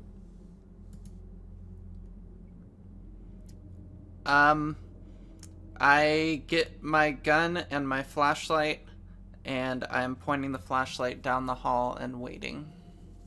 Okay. Are you waiting for someone to shoot? Or are you waiting for someone to come towards you? I'm waiting for Graham to come back and potentially for anybody that's following him. Okay.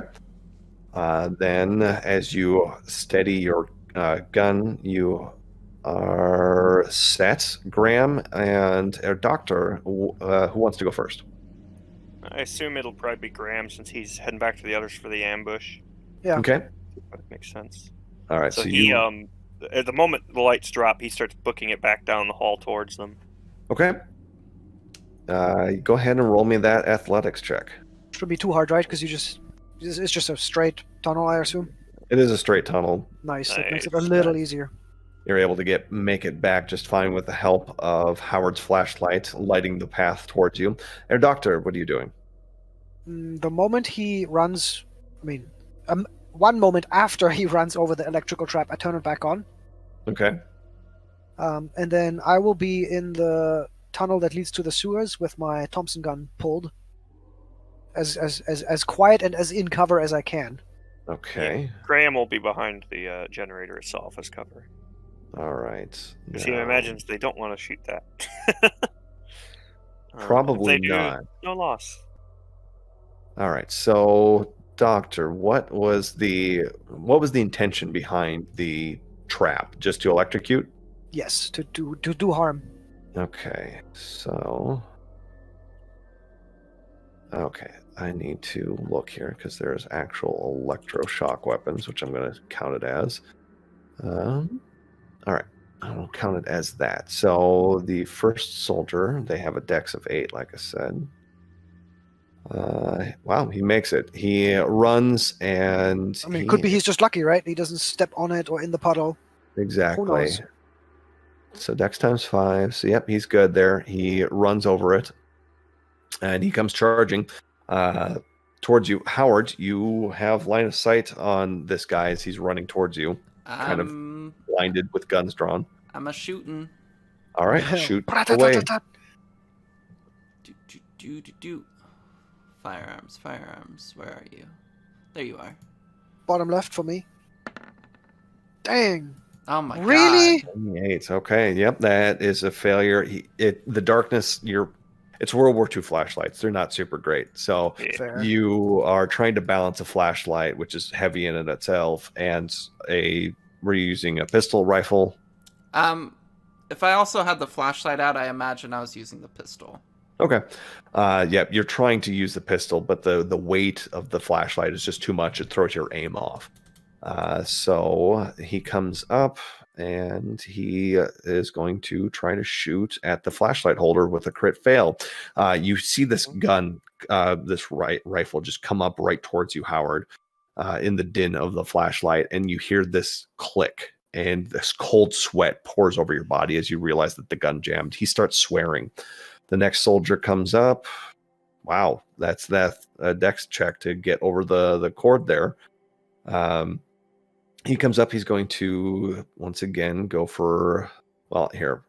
I'm going to do high or low. Who wants it? Does Graham or does Howard want high or low? Graham, you can pick. Graham will go low. Low? Okay. High. He's going after Howard. Sorry, Howard. That's fine. 24. So that is a hit. You can spend your next round dodging if you want. Let's see. What do I have in dodge? I'll dodge. Okay. I can dodge. All right. Roll that dodge. Oh, nice. Okay. Yep. You're able to get out of the way. You crash to the floor as he opens fire. The next one comes. Oh, man, I am sorry, Doctor. Oh, man. This is a terrible experiment. Nothing works. He comes out. He immediately sees Graham standing up. Oh, that's a crit. You can spend your next round dodging, but you'd have to get a crit to succeed. Ooh, so it'd have to be a crit to succeed the dodge. Correct. I don't think I will. Not if it's a crit. I'm not going to waste a You want to keep round your on DPS that. with your K-bar? That is 9 damage. God. Just say, I soak it all and see what happens. Yep. Just walk away fine. Yep. Keep in mind that if you get to 2 HP, you are considered unconscious. Alrighty. Believed. So how would I? Is there a way to negate any of that, or how does that work? If you had armor, if you had like vest armor, that would do it. But you had the helmet, I believe. Yeah. So he takes the 9 then. Yeah. All right. And then the last one is going to come So how out. does the helmet help? If Oh, they're Graham. Yeah, I don't think Graham grabbed the helmet. if they're particularly shooting, spraying, and praying, I would count that. This guy notices the you, chest. and Yeah. it's close range. So yeah, but he fails his jumping over that. So now, Shocking. and their doctor just explodes. It just happens. I don't know what happened. It just Damn. he is. It's not bad. Okay, so he's at a -20 to everything for 13 rounds. And Interesting. he took 6 damage. Oof. Wow. Nice. That's All rough. right. So, yep, he's not having a good time. So he's paused there. And then you hear shouts in an angry German air doctor about what's going on out there. Of course. Where is he at? There he is. Oh, as this man comes out around the corner. Der and steps into Jagdmeister. the hallway. That must be the Huntsman, right? Or Huntsmeister? It Huntmeister? is. Yeah, yeah, So, yeah. Great token. Yeah.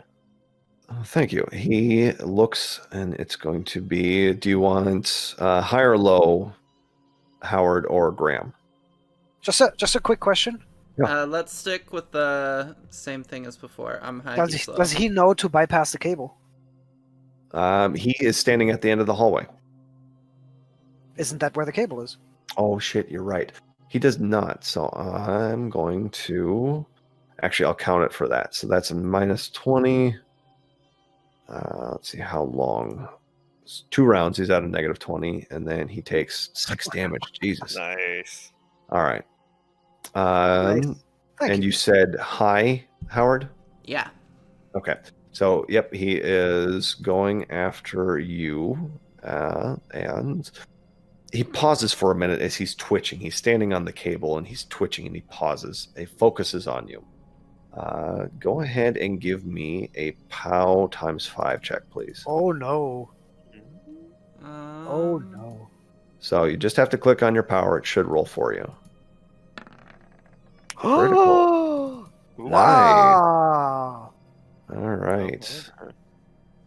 You feel this, it's almost like this reverberating buzz around your head. It's like a swarm of bees that's surrounding your skull. You take 1 point of damage as you start to get this throbbing headache, and you start to feel like your nose is running, and you pull it away and there's blood coming from your nose. Oh. Oh my god. I take how much damage? 1 One. point. 1 point? Okay. Yep. Roll SAN also. Oof. I would love to roll sand. Shit be fucked. Critical failure. Oh, Hey. well done. Okay, all right. Jeez. It is you don't take any stress for this or any sanity loss because it could be anything. Maybe the doctor didn't wire the cable properly. However you rationalize it, that's entirely on you. But we're back to the top. So Howard, you were up. Didn't I use my turn to dodge? Oh. Yep, you are correct. Thank you. Then it would be Air Doctor or Graham. What did I do in the first round? You triggered the trap and then you ran to the sewer room. Oh, that's right. Yeah. Side question, because I think you have grenade. I don't know how many grenades. Oh, I would've absolutely. had. It would appear to you that the doctor is about to chuck a grenade in that entrance. Yeah, because they're pretty much all crowded around Yes, that entrance. they're far enough crowded. away from Howard, right? They're crowded. Is Howard close to them, or does he have Howard proper is cover close to away? them, yes. Ooh. Or it's maybe it could get in cover. Maybe. I can dodge a grenade. If you can dodge a wrench, you can dodge a grenade. That's that saying. True. Yeah, that's how that goes, right? Would we be able to get grenades into the hall enough to where it hit the baddies, but not necessarily wrap around the corner? If you got a successful enough athletics check, yes. How do you feel about that, F?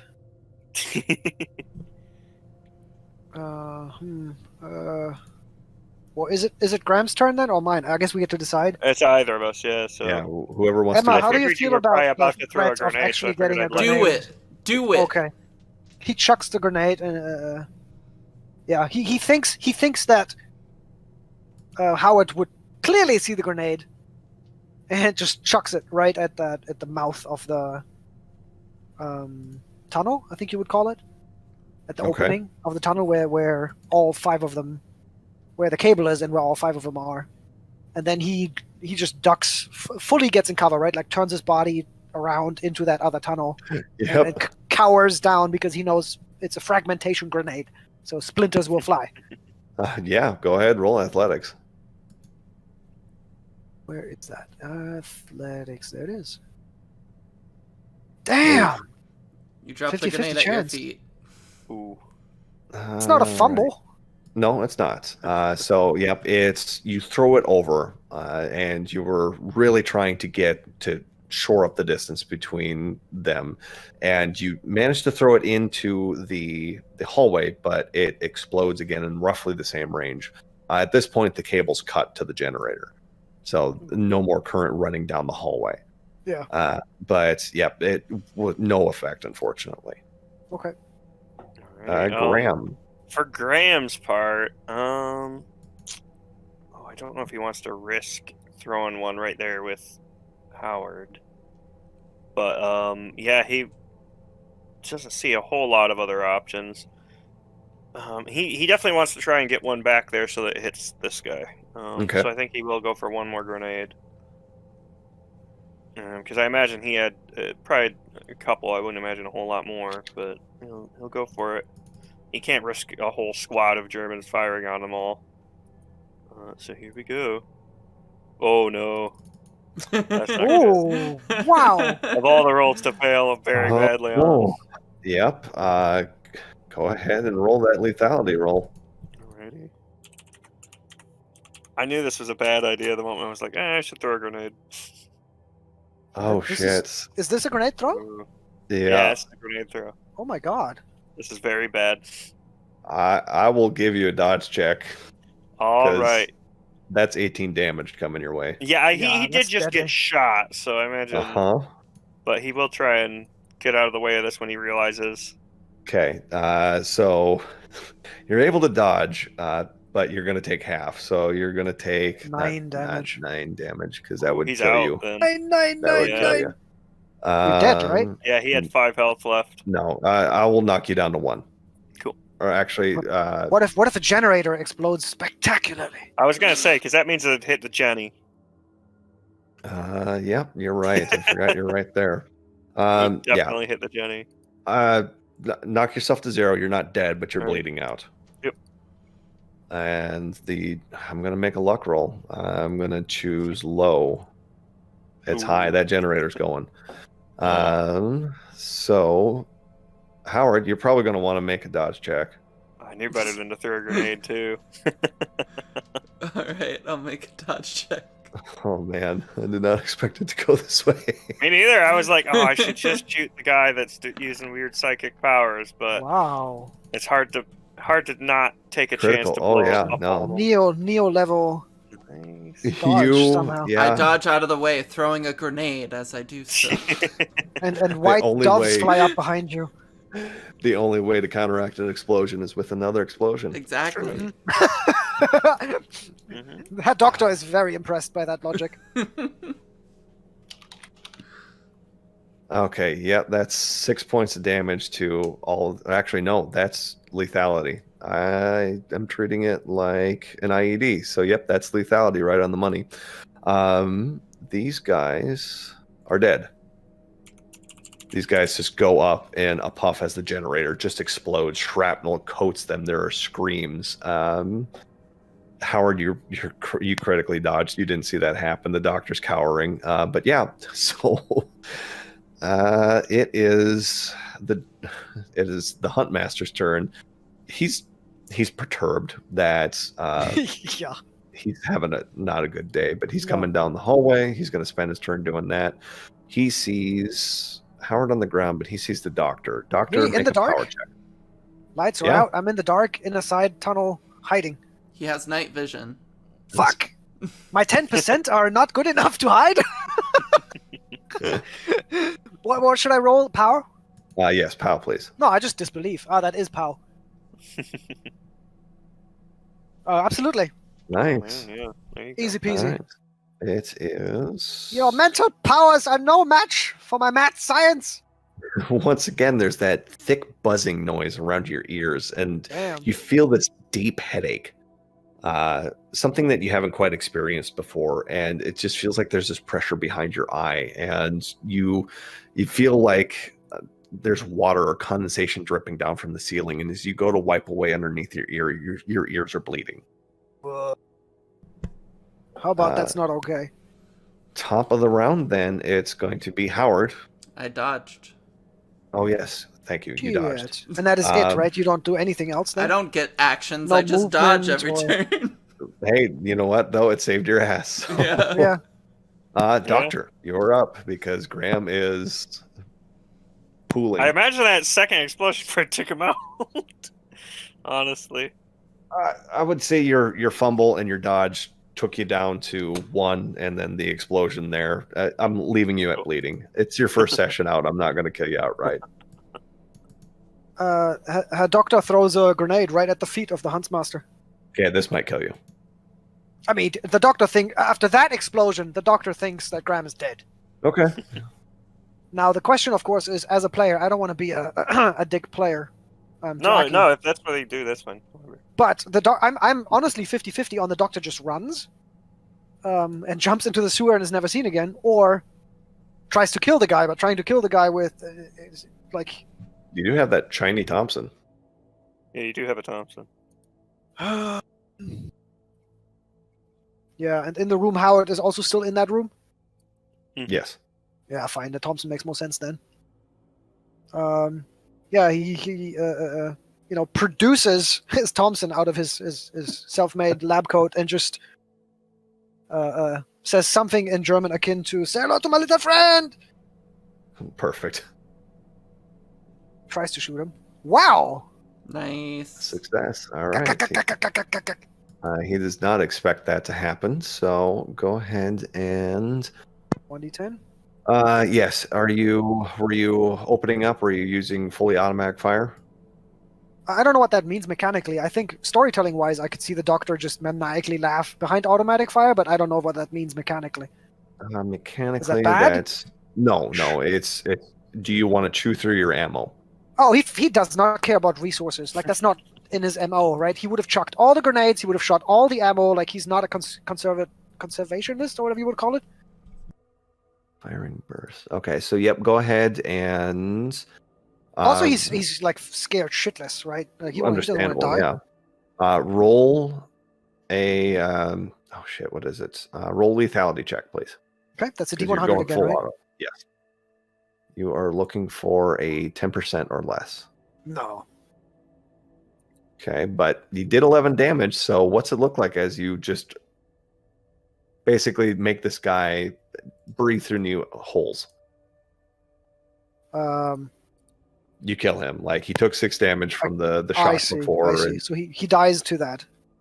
you did 11. Like, I see. that. So he Call it leans. I Cthulhu guess he Devil. leans out of the.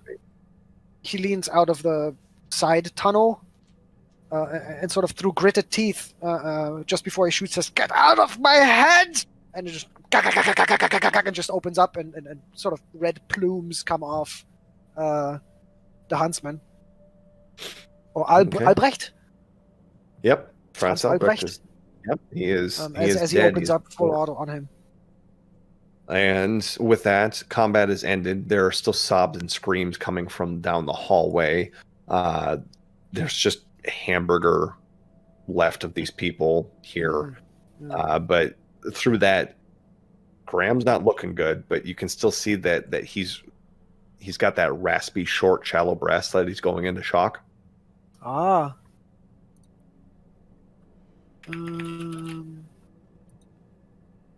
Sorry, I'm just taking notes. That's why it's taking me a second. Howard will go and try to stabilize him if he can. Okay. Yeah, roll me first aid. I guess the doctor would put a flashlight next to him so he can actually see what's happening, but would, with the gun drawn, hold that room, aiming it at the tunnel to see if anyone else comes. If they do, he riddles them. Okay, so with that, with the 54, unfortunately, that is not enough. Even with the doctor, even if the doctor helped you, you will get one more chance. All You'll right. get one more chance to stabilize. Otherwise, I'm sorry, Aki. There's nothing to be done. Would it be better if the doctor made this check? What's your first aid? Let me ask you back. How much do you think the doctor invested in his life in trying to save people? You know, that's valid. I'll try again. If the I could doctor helps otherwise- you, you get a Go. plus 10. The only other idea is that I have chemistry, and maybe he comes up with some sort of crazy concoction, like, you know. Nah, Stupid I adrenaline don't shot. think that would work. No. Okay. Nope. Nope. Okay. Yeah, both of you roll sand as you watch, unfortunately, as Graham, this person that you've spent some time with in previous missions before, you're fine with it. No. It says careless about human losses in my description. I'm good. Okay, yeah, it's both one. This is upsetting that you came through this mission, and Graham, through a series of unfortunate events, exploded. But he passes. He shudders, and his breath is last, and he's still. Yeah. The doctor would say, "Verdammt." Fuck. Howard will just kind of like look down at his body as he bleeds out and like shake his head. But then he hears the screams coming from down the hallway. Are those the screams of the people who are just downed, or more screams like the prisoner screams, for example? They No, I sound think like it's prisoner the screams. prisoner screams, yeah. They I sound see. frantic and panicked. We need to check that out. So, which room see- do you check first? Yeah, you see his head, the doctor's head, actually like dart to the exit and then forward. He's obviously trying to make a decision at this point. Doctor, don't you do this to me. Look, is it really worth it? It's just, I mean, look at Graham. He's dead. We killed their guards. I'm sure there's only prisoners left. Okay. Okay. Is the bar, would he know whether the bar is any better than the Tommy gun? Just sort of so he feels better. You know, like that moment at the end of Aliens? I mean, it's a bigger gun, so yeah, you would probably feel more comfort in that. Yeah, he puts the sort of tries to just hang the Tommy gun off his shoulder and then picks up the biggest gun he can find, which is the bar, and reluctantly follows Howard. Okay. You said there was a door on the right and a door on the left. There are 2 doors on the right, and there are 2 doors on the left. The guards and the huntmaster came from the second door on the left, which is open. Well, I guess. we didn't know that, did we? Because we were further back in the hall. Oh yeah, Graham knew that. But So yeah, we so you find see 4 that doors? there are 3 doors that are open. The fourth Oh. door, second door on the right, is closed. But the first 2 look like they have been torn off their hinges. I'll sort of touch Howard and say, sort of with the finger to my mouth, and then I say in perfect German that the assailants have been killed. Come out, it's safe. You just hear more sobs. Okay. I shrug and then I let Howard do whatever he wants to do. Alright, Howard's gonna check the open doors first, very, very carefully. Okay. Sort of gun first. Yeah, checking the corners, like that sort of deal. Okay. Which room first? Whatever door is first. Mhm. So these are equidistant. So the first doors on the left and right are equidistant from each other. We Check. cover both at the same time then, I guess. Yeah. I'll Okay. take So that the right. he can't get shot in the back. All right. So you take the right, and it appears to be a small cell. It is I would say probably an 8x8 room. It appears that there's a bucket in the corner and some loaves of stale bread. There's a man who is in faded, like a really rough, torn apart pinstripe suit that matches Thompson's description, Walter Thompson's description. Huh. He looks up at you, squints kind of in the din of the flashlight, and he goes, shit, who the hell are you? Are you Thompson? Yeah, that's right. Who sent you? Your boss. Oh, thank Christ above. What's Yeah, happening this here? fucking shithole. What's happening here? I don't know. They wanted answers. They wanted to know about Churchill, and I didn't want to give it to them. Did you give it to him? Did you tell anyone anything? No. I'm loyal to Queen and country. Do I feel like he's telling the truth? We're all human. I'm bad at that, so I probably think he's telling the truth. But still. Yeah. Close up. Yeah, he's honest. Okay. As far as you can tell. All Yeah. right. Stay here. We gotta check the rest of this place out. Okay.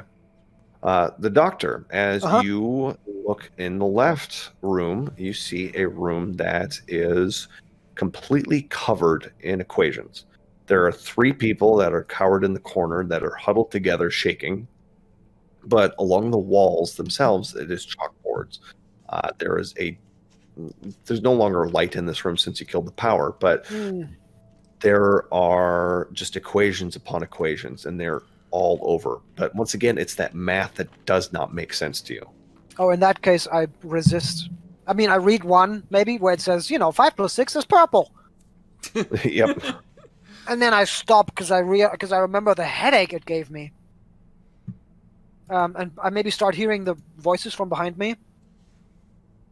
Is there a way for me to close this? Like, the 3 people, do they look like mad scientists or prisoners? They look like people. As you... sorry, they look like prisoners.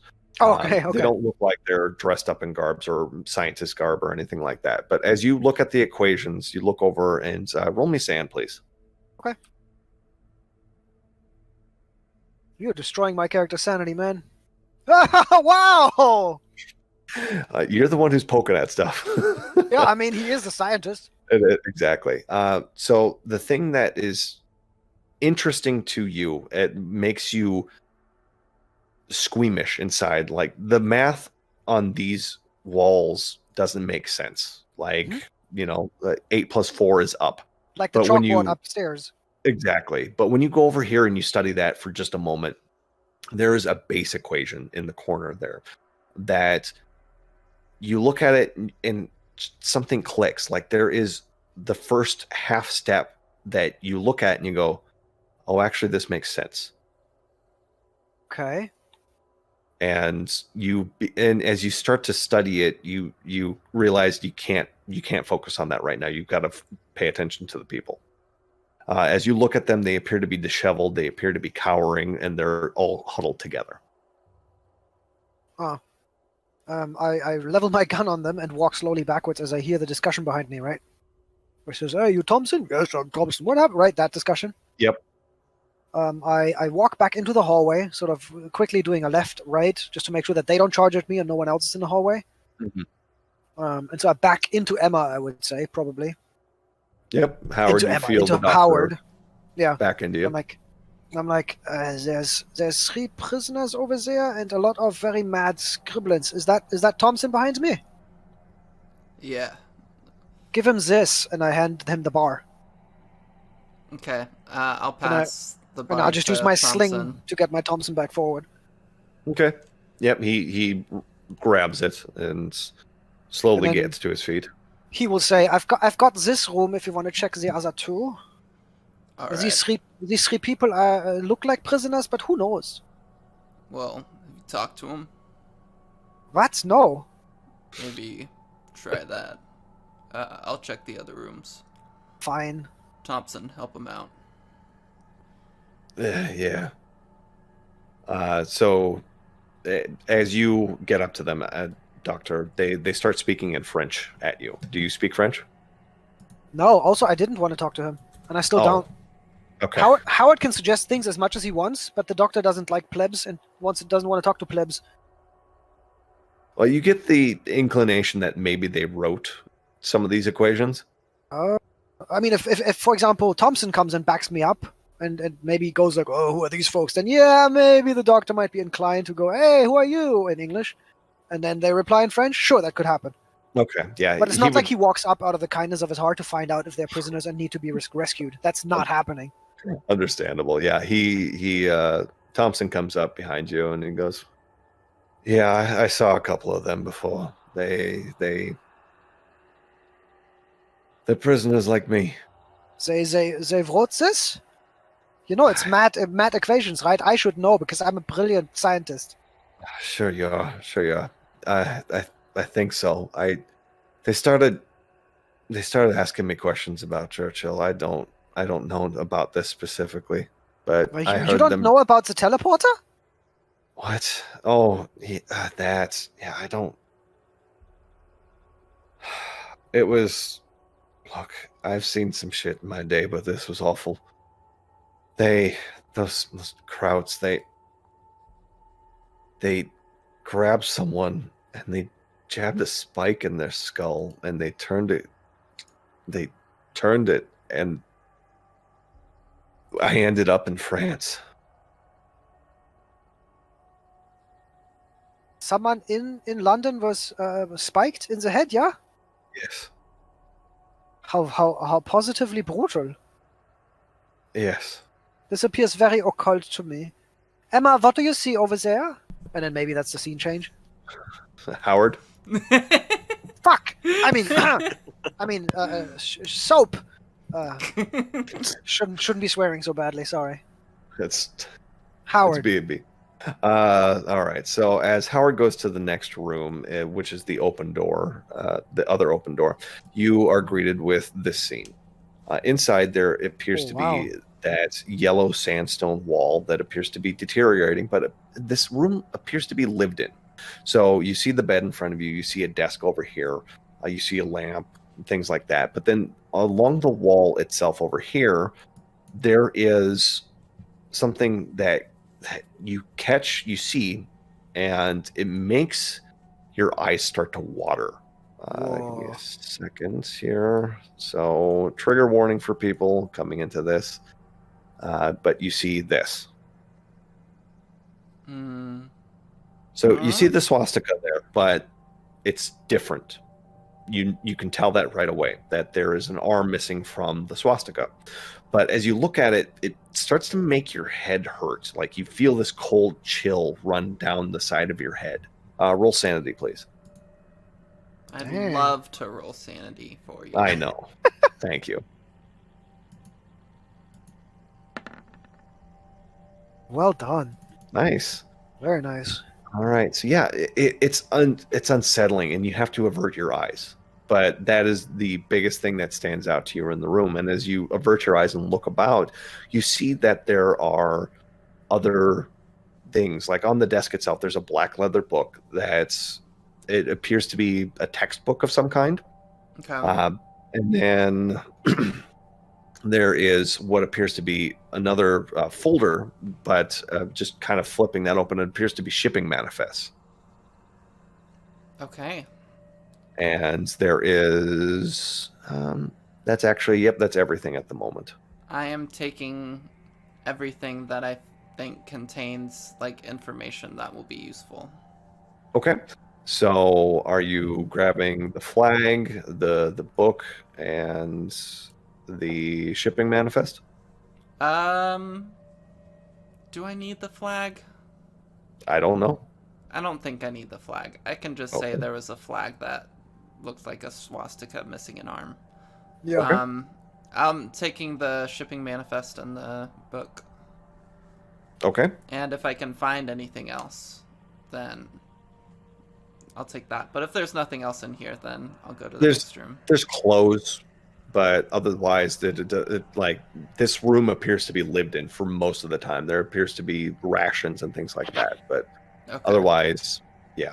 As you pick up the black book, you notice that a piece of paper falls out.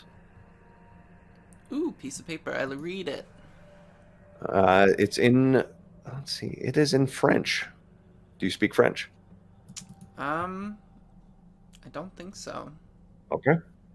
I don't think I know any second languages. Okay. Herr Doctor does? You speak French? No, he speaks English. There you go. That's what you see. Okay, well, can't read that, so I'm gonna put it back in the book. Okay. And we'll have somebody read that back home. All right. Perfect. So, as you gather everything in there, there's still the door that is locked, or not locked, but shut. As you open it up, there are crates inside that are stacked to the ceiling. And that's all that's in there is these crates. Correct. Can I try to pry one open? Yep. As you pry one open, there are more of the swastika flags in there. That's all that's in there? Is Yep. crates upon crates of swastika flags that There's are a lot in there. misprints? Yep. Okay, cool. I check behind the crates just to make sure there's like no secret room or anything back there. Okay. As you look back there it appears to be a smooth wall. There's no seams or any hidden doors or anything like that you can determine. Okay, got it. Then I'll come back out. Okay. As you Great. come back out, the doctor and Thompson are there. All right. Do we know what's in the crates? Weird swastika flags. Oh. They're not important. Okay, well, these 3 prisoners, we could rescue them if we felt like them. They're French. Do you speak German? English? Hallo, sprechen Sie Deutsch?